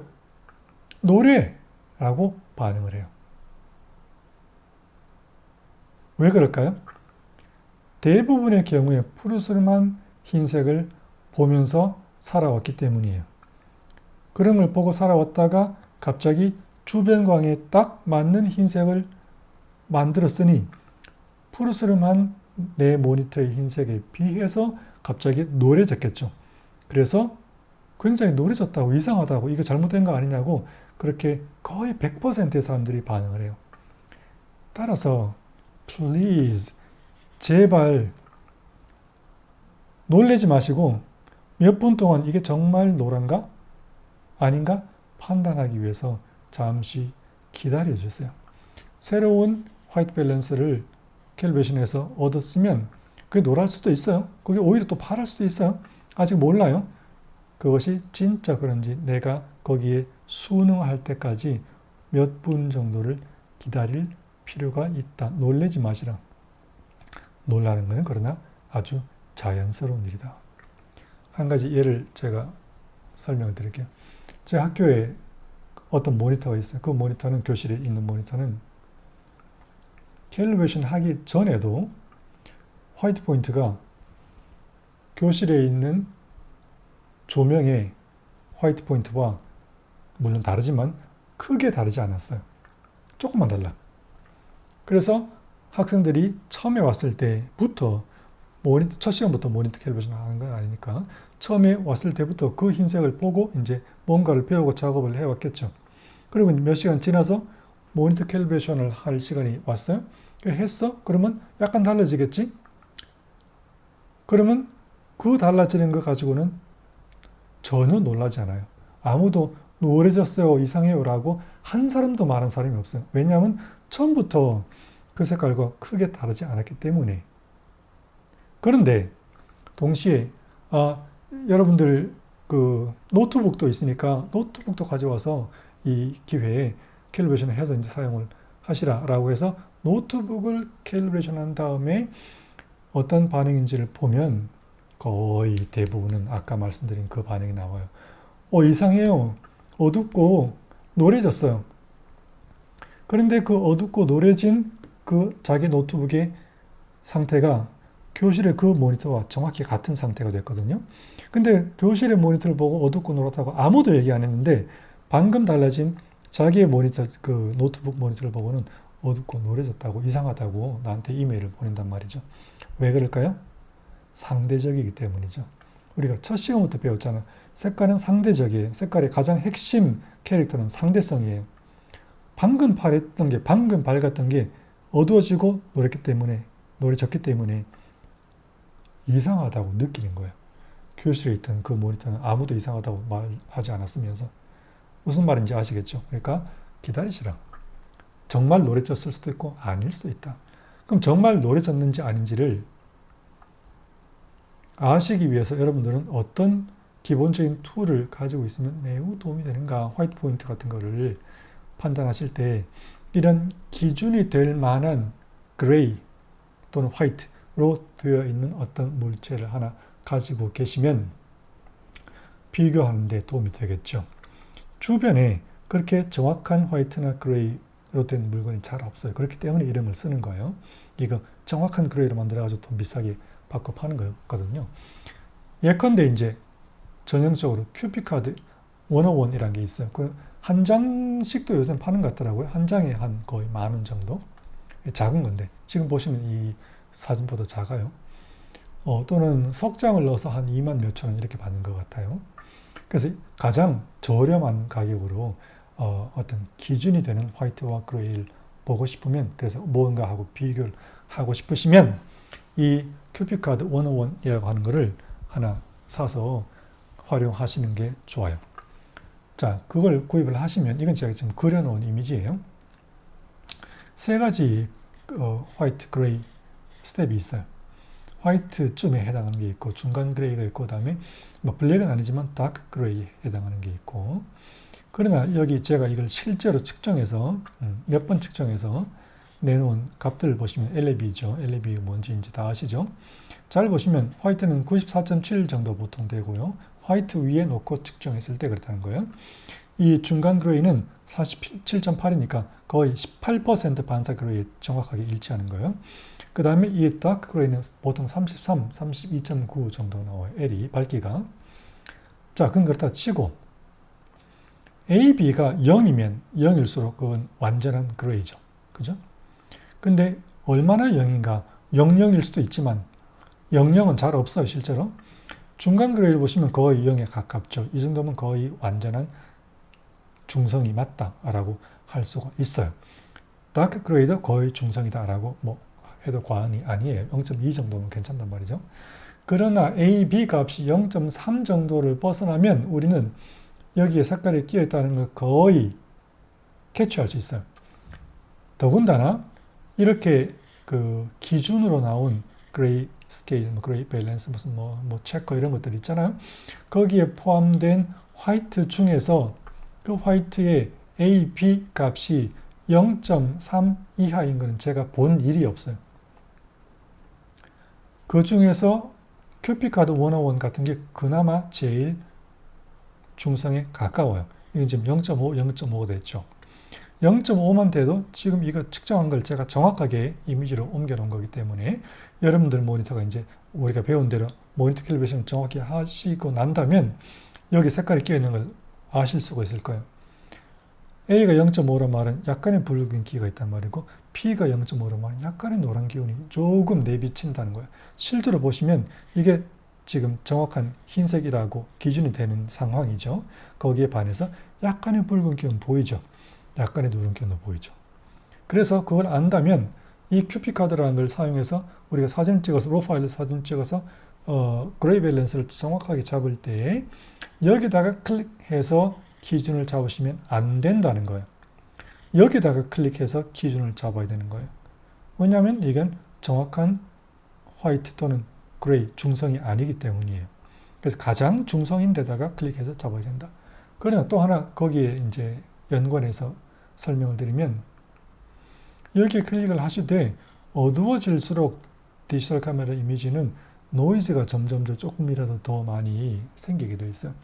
그렇기 때문에 어떤 이미지 안에 이걸 포함시켜서 촬영한 다음에 여기에 클릭해서 그레이 밸런스를 잡을 때면 절대로 노이즈가 끼지 않도록 충분한 밝기에서 촬영을 하시고 ISO를 400 이상 놓지 않으시길 권장해요. 400 이상 가면 노이즈가 생겨서 짜글짜글해지기 때문에 여기 클릭을 어디를 하는가에 따라서 밸런스가 조금씩 달라질 거다. 그래서 이걸 사용을 하시되 여기에 색깔 노이즈가 끼지 않도록 하시라. 하여튼 다시 돌아와서 정확한 화이트 포인트를 검증하기 위해서는 이런 것, 뭔가 이런 게 필요하다. 구입을 하시고 이거를 정확한 색깔로 옮겨놓은 파일은 저희 책에 그 자료 링크 있죠. 이게 뭔지 모르는 분들은 또 1장을 에피소드 1을 안 보신 거예요. 처음부터 보시고 책에 보면 일러두기에 끝에 링크가 어디 있는지 적혀 있어요. 거기 가시면 모든 자료가 다 있어요. 다운로드 하시면 그 이미지가 이렇게 이미지가 딱 나와요. 이거 하고 그 이미지를 예를 들면 포토샵 같은 걸로 켜놓으신 상태에서 내가 내 조명 아래에서 그 실물 큐빅카드를 들고 눈으로 양쪽을 비교를 하시면 내 모니터가 붉은지 푸른지 누른지 밝은지 어두운지를 상호 비교하실 수가 있다. 그런데 활용을 하실 툴이 간단한 툴이 필요하다. 그래서 다시 돌아가서 이런 툴을 가지고 기다리셔야 돼. 처음부터 노랗다라고 판단하지 마시고 천천히 비교를 해보시고 정말 노랗네. 그러면 다시 또 다르게 하시면 되는 거예요. 자, 그 다음 이제 휘도, 밝기 얘기를 해봅시다. 휘도는 이것부터 먼저 설명드릴까? 특정하게 정해져 있는 칸델라 또는 니트를 사용을 하시는 경우가 있다. 예를 들면 120 칸델라 또는 200 칸델라, 어떨 때는 84 칸델라 이런 게 있어요. 이런 거는 이미 정해져 있는 걸 사용하실 때 언제냐? 아까 말했던 것처럼 내 모니터와 어떤 실물을 디렉트, 직접 매칭하는 것이 필요치 않을 경우에 그런 비교 같은 거 할 이유가 없다. 그런 상황이라면 이렇게 하셔도 돼요. 자, 그러면 얼마만큼 하는가? 자기 보기 편하시게 하면 되는 거예요. 200 칸델라이든 120 칸델라이든 첫 번째 그 상황은 나한테 컴포터블하게 편하게 보이는 칸델라를 정해서 사용을 하시거나 아니면 두 번째 아까 말씀드린 것처럼 어떤 표준을 따라야 하는 경우가 있을 수 있다 그랬죠. 그럴 때는 그 표준이 요구하는 84, 120, 160이라고 하는 것을 입력해서 사용을 하시거나 그리고 마찬가지 아까 화이트 포인트처럼 이렇게 사용하실 때는 주변 광원이 거기에 딱 맞춰진 상태로 뭔가를 하지 않으시려면 주변 광원은 없거나 별로 영향을 미치지 않는 상태가 좋다. 그럼 그게 아니고 우리의 근본적인 상태처럼 뭔가 내가 모니터를 보고 작업을 하면 결과물이 나오고 그거 하고 이게 맞는지 안 맞는지 비교를 해보고 싶다. 이런 거 대표적으로 그런 상황이라면 그거는 정해진 카스텀 내 상황에 맞는 칸델라 또는 니트 숫자를 입력을 해서 사용을 하셔야 되고 그 기준은 아까와 똑같이 내 모니터의 화이트의 밝기가 내 작업실의 기준 화이트, 이제 기준 화이트가 뭔지 아시죠? 그 큐픽카드 같은 그런 거요.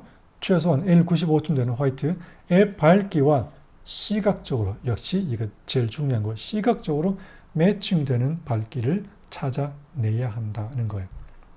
아시겠죠? 그게 150이든 178이든 224이든 그거를 시각적으로 매칭되는 수준을 찾아내시는 거예요. 그게 핵심이에요. 자, 그런데 그걸 어떻게 찾아내냐?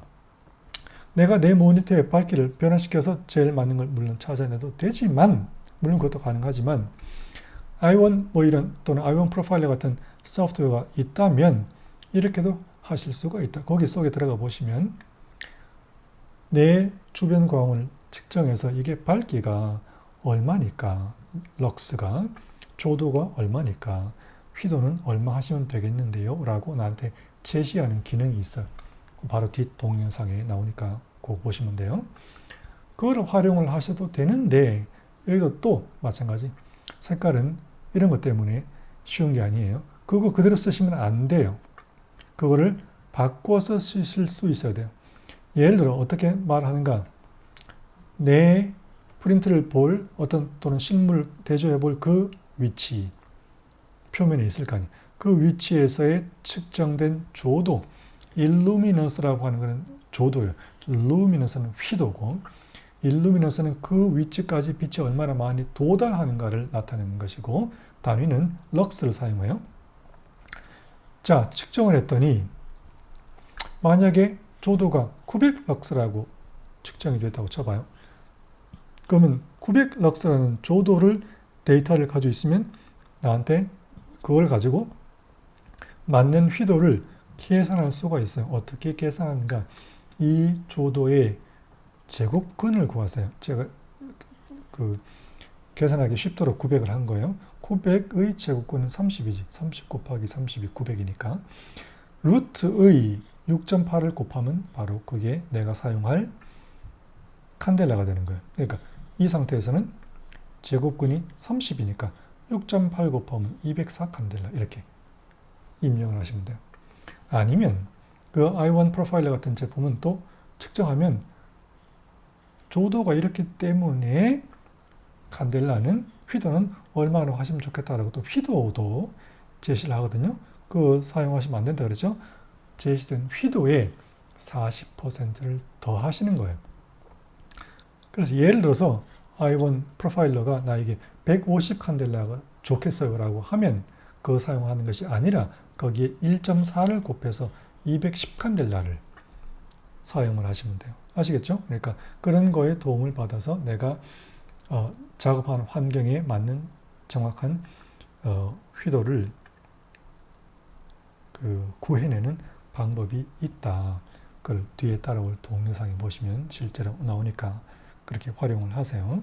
자, 그래서 두 가지 방법이 있다. 내가 눈으로 보면서 내 모니터의 밝기를 조절해서 구해낼 수도 있고, 당연히 핵심은 내 눈으로 봤을 때니까 그렇게 할 수도 있어요.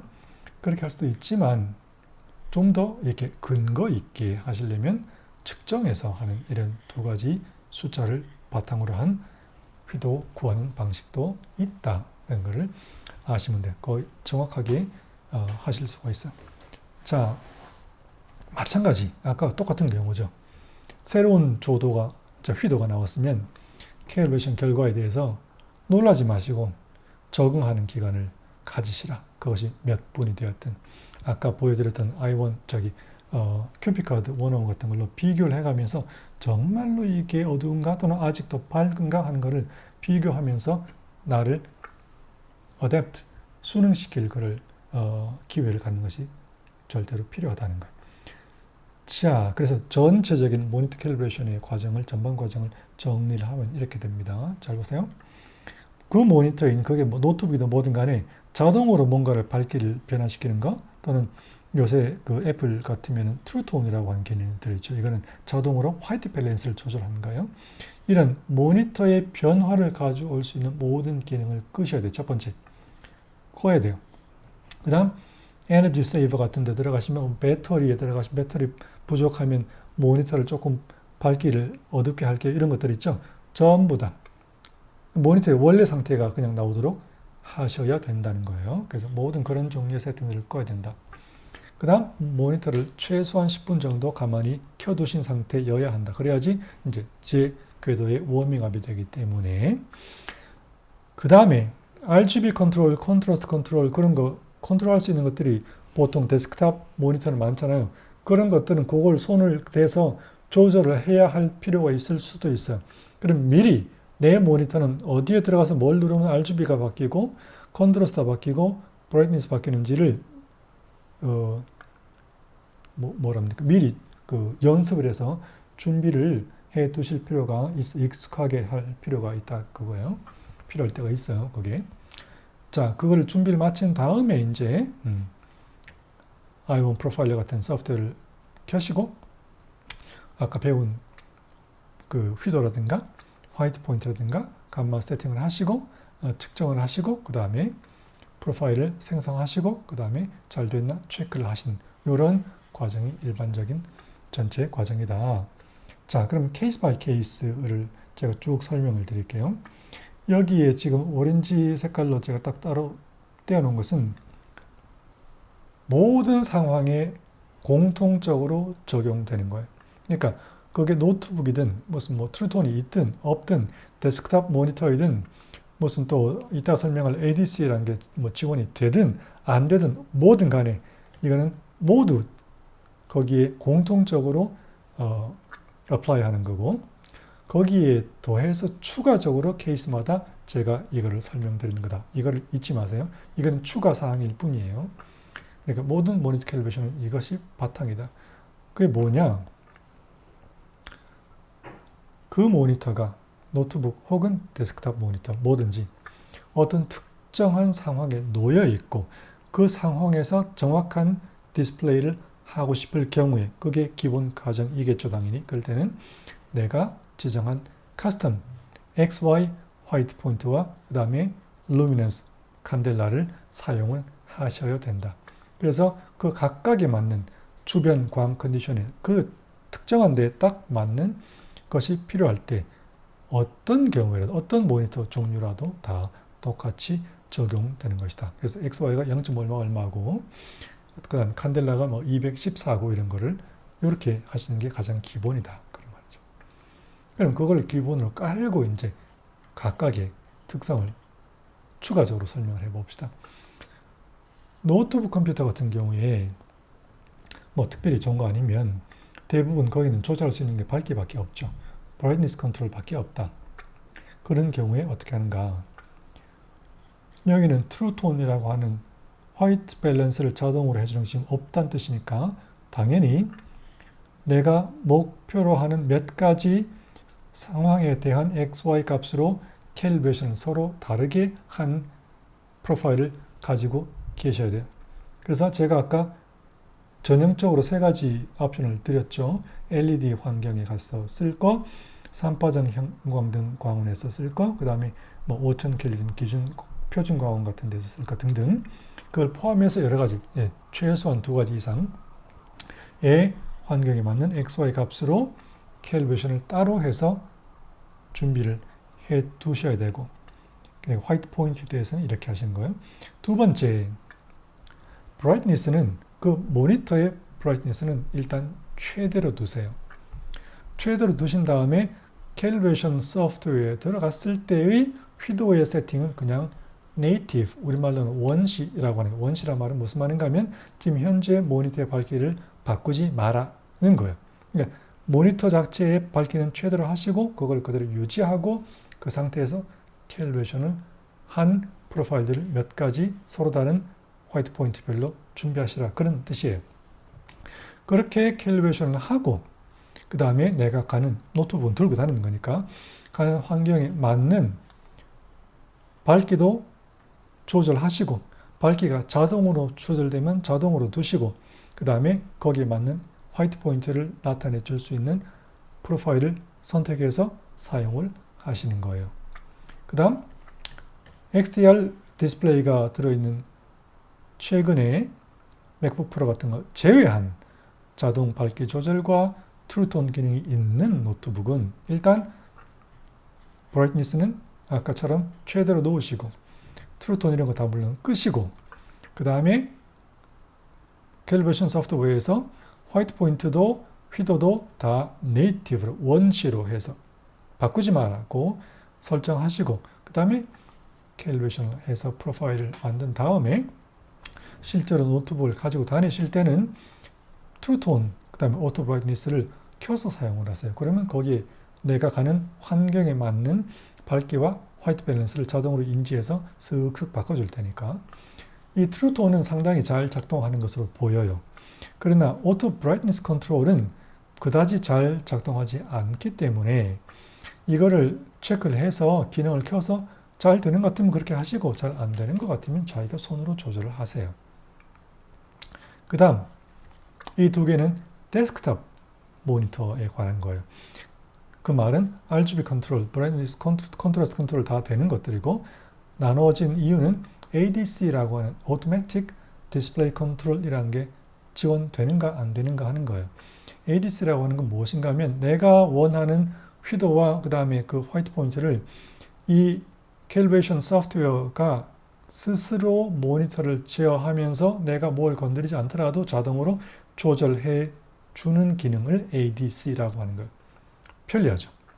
그래서 ADC가 되는 거는 아까 여기서 배운 대로 내가 원하는 XY 넣고 휘도값 넣고 그 다음에 캘리브레이션을 하는데 할 때 ADC 기능을 켜서 하시면 내가 모니터에 손댈 일이 거의 없이 다 자기가 알아서 거기에 딱 맞춰서 캘리브레이션을 해놓을 거다. 그러면 아주 쉽게 하실 수 있는 거죠. 이렇게 하시거나 만약에 ADC가 안 되면 PC는 제 경험상 저는 PC가 없어서 많은 경험은 없지만 할 때마다 다 됐어요. 전부 다. ADC는 되는 것 같아요. 맥은 안 되는 경우가 거의 대부분이에요. 그것도 왜 거의 대부분인가 그것도 아직 제가 모르겠는데 진짜 가뭄에 콩나듯이 되기도 해요. 대부분은 안 돼요. 어쨌든 안 된다고 칩시다. 그러면 내가 손으로 뭔가를 이렇게 조절을 해야 돼. 그래서 이런 경우에는 즉 ADC가 작동하지 않는 경우, 않는다고 밝혀지면 내가 손으로 다 맞춘 다음에 하는 것이 가장 좋은데 이건 조금 어려워요. 다음 별도의 동영상으로 보여드릴 터인데 미리 설명드리면 일단 모니터를 네이티브 상태, 원시 상태, 즉 자기 그 성질을 그냥 딱 보여주는 상태로 만들어 둬야 돼요. 세팅을 그렇게 하셔야 돼요. 어떻게 하는지 나중에 설명드릴게요. 자, 네이티브로 바꾼 다음에 그 상태에서 RGB 컨트롤, 브라이트니스 컨트롤, 컨트라스트 컨트롤 조절해서 내 방의 상황에 맞는 내 요구 조건에 맞는 설정으로 찾아가시는 거예요. 시간이 꽤 많이 걸려요. 그렇게 최대한 같게 되도록 그 설정을 골라요. 그러면 그 숫자를 RGB 숫자가 있거든요. R 뭐 94, G는 78 뭐 그런 숫자들이 있어요.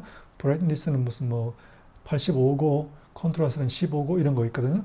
그런 숫자를 모두 적어 두셔야 돼요. 일단 그 다음에 캘리브레이션 소프트웨어를 켜서 할 때 화이트 포인트와 루미너스를 그냥 건드리지 마라.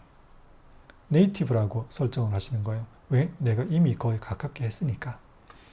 그런 상태로 캘리브레이션을 하고 프로파일을 만들어서 이름을 붙일 때 그 프로파일 이름에 아까 그 숫자를 모두 포함을 시켜야 돼. 그래야지 내가 이 모니터의 어떤 상태를 어떻게 조정한 상태로 캘리브레이션 한 프로파일인지를 알 수 있기 때문이에요. 그래서 그 프로파일에다가 뭐 98, 95, 14 뭐 이런 식으로 다 모든 숫자를 순서대로 이렇게 순서대로 적은 상태로 입력을 하시면 프로파일을 보면 아 이거는 내 모니터를 어떤 상태로 두었을 때 정확한 효과가 나도록 만들어주는 프로파일이구나 하는 것을 알 수가 있다. 자, 그건 조금 이제 까다로운 게 되겠죠. 그 다음 하드웨어 캘리브레이션이라는 게 되는 모니터가 값비싼 것들이 가끔 있죠. 그거는 뭐 별로 할 게 없어요. 내가 원하는 칸델라 넣고 XY 넣고 그 다음에 하세요 하라고 하면 돼. 그럼 지가 알아서 다 끝내고 모니터의 세팅도 딱 돼 있을 거예요. 그러니까 그거는 쉬운 거고 이런 개념만 알고 뭘 하는지를 이제 알면 되는 거고.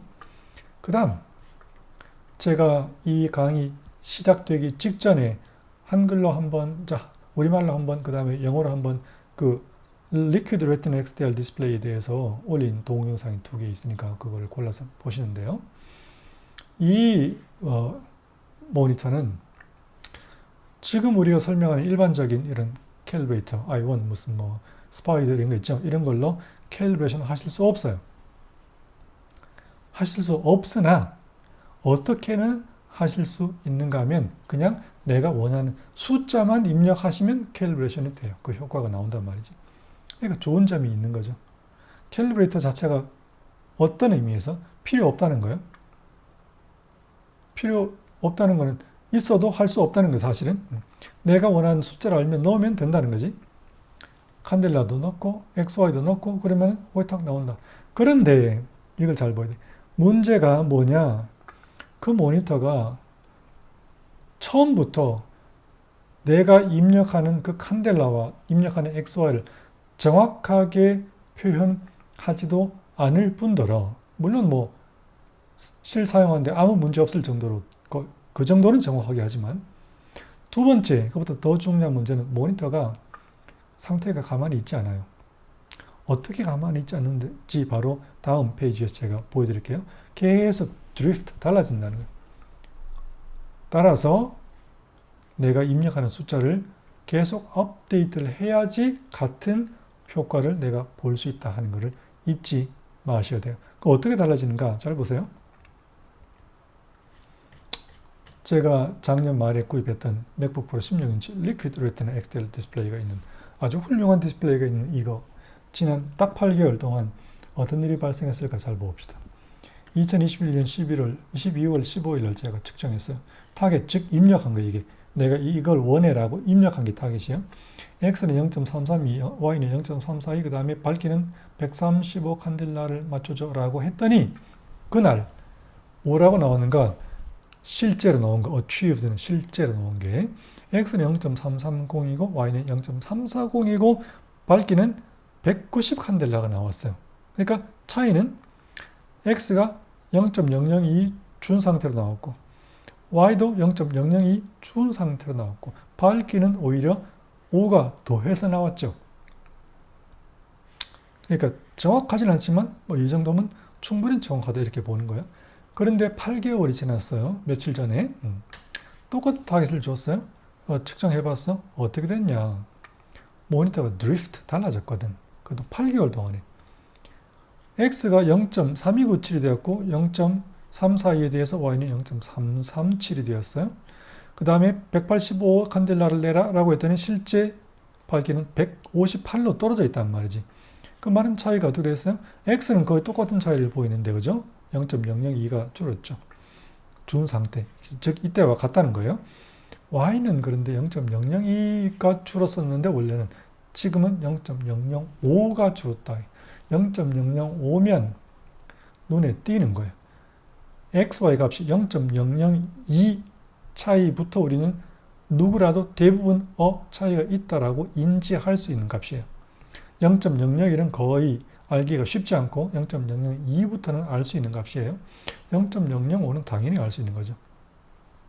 게다가 루미넌스가 처음에는 5나 더 해주더니 지금은 27 칸델라가 빠진 상태가 즉 어두워졌다는 거지. 그래서 다르게 입력해야지 그거하고 비슷한 효과를 얻는 거예요. 예컨대 0.335, 345라고 해줘라. 그 다음에 밝기는 220 칸델라를 나한테 보여주고 라고 하면 뭐라고 실제 결과가 나오는가? 0.3328, 0.340이 나오고요. 그 차이는 x는 여전히 마이너스 0.002죠. 그리고 y는 여기처럼 마이너스 0.005죠. 그러니까 지금 현재 상태는 뭔가 일관성이 있는 거예요. 그 다음에 밝기는 36칸델라가 더 빠진 상태로 디스플레이가 돼요. 따라서 그거를 계속 추적을 하면, 물론 추적하는 방법을 알아야 되고 도구가 있어야 되지만 어쨌든 추적을 하면 내가 원하는 상태를 얻기 위해서 거꾸로 입력을 하면 되는 거지. 어떻게? 이게 내가 원하는 거 아니에요. 내가 원하는 걸 얻기 위해서 입력은 x는 0.002를 더해서 입력하고 그 다음에 y는 0.005를 더해서 입력하고 그 다음에 내가 원하는 칸델라를 얻기 위해서는 여기에 17 내지 18%를 숫자를 더 많이 해서 입력을 하면 된다는 거예요. 그러니까 세상이 그렇게 쉽게 돌아가는 게 아니다. 기계가 곧이곧대로 돌아가는 게 아니다. 그러니까 입력한 대로 나오면 좋은데 그렇지 않다 이거죠. 그래서 이런 것들이 전부 다 색깔리가 deceptively easy 컨셉이 아주 너무나 쉽다 그랬잖아요. 쉬우나 그걸 실행할 때는 항상 여러 가지 복잡한 문제가 있다. 그걸 다 이해를 할 필요가 있기 때문에 어렵다. 그런 거예요. 그런 거에 다 이해들이다. 그래서 오늘은 모니터 캘리브레이션이 어떻게 진행되는 거고 어떤 특성이 있고 어떤 케이스마다 어떻게 한다는 건지 말로 일단 설명을 드렸고 그 다음에 이런 캘리브레이션을 하고 뭘 하는데 필요한 도구들은 무엇이 필요한지도 제가 설명을 드렸어요. 그러면 바로 다음 동영상에서 그거를 바탕으로 실제로 어떻게 캘리브레이션을 하는지를 제가 실습하는 것을 보여드릴 테니까 그때 다시 뵙겠습니다.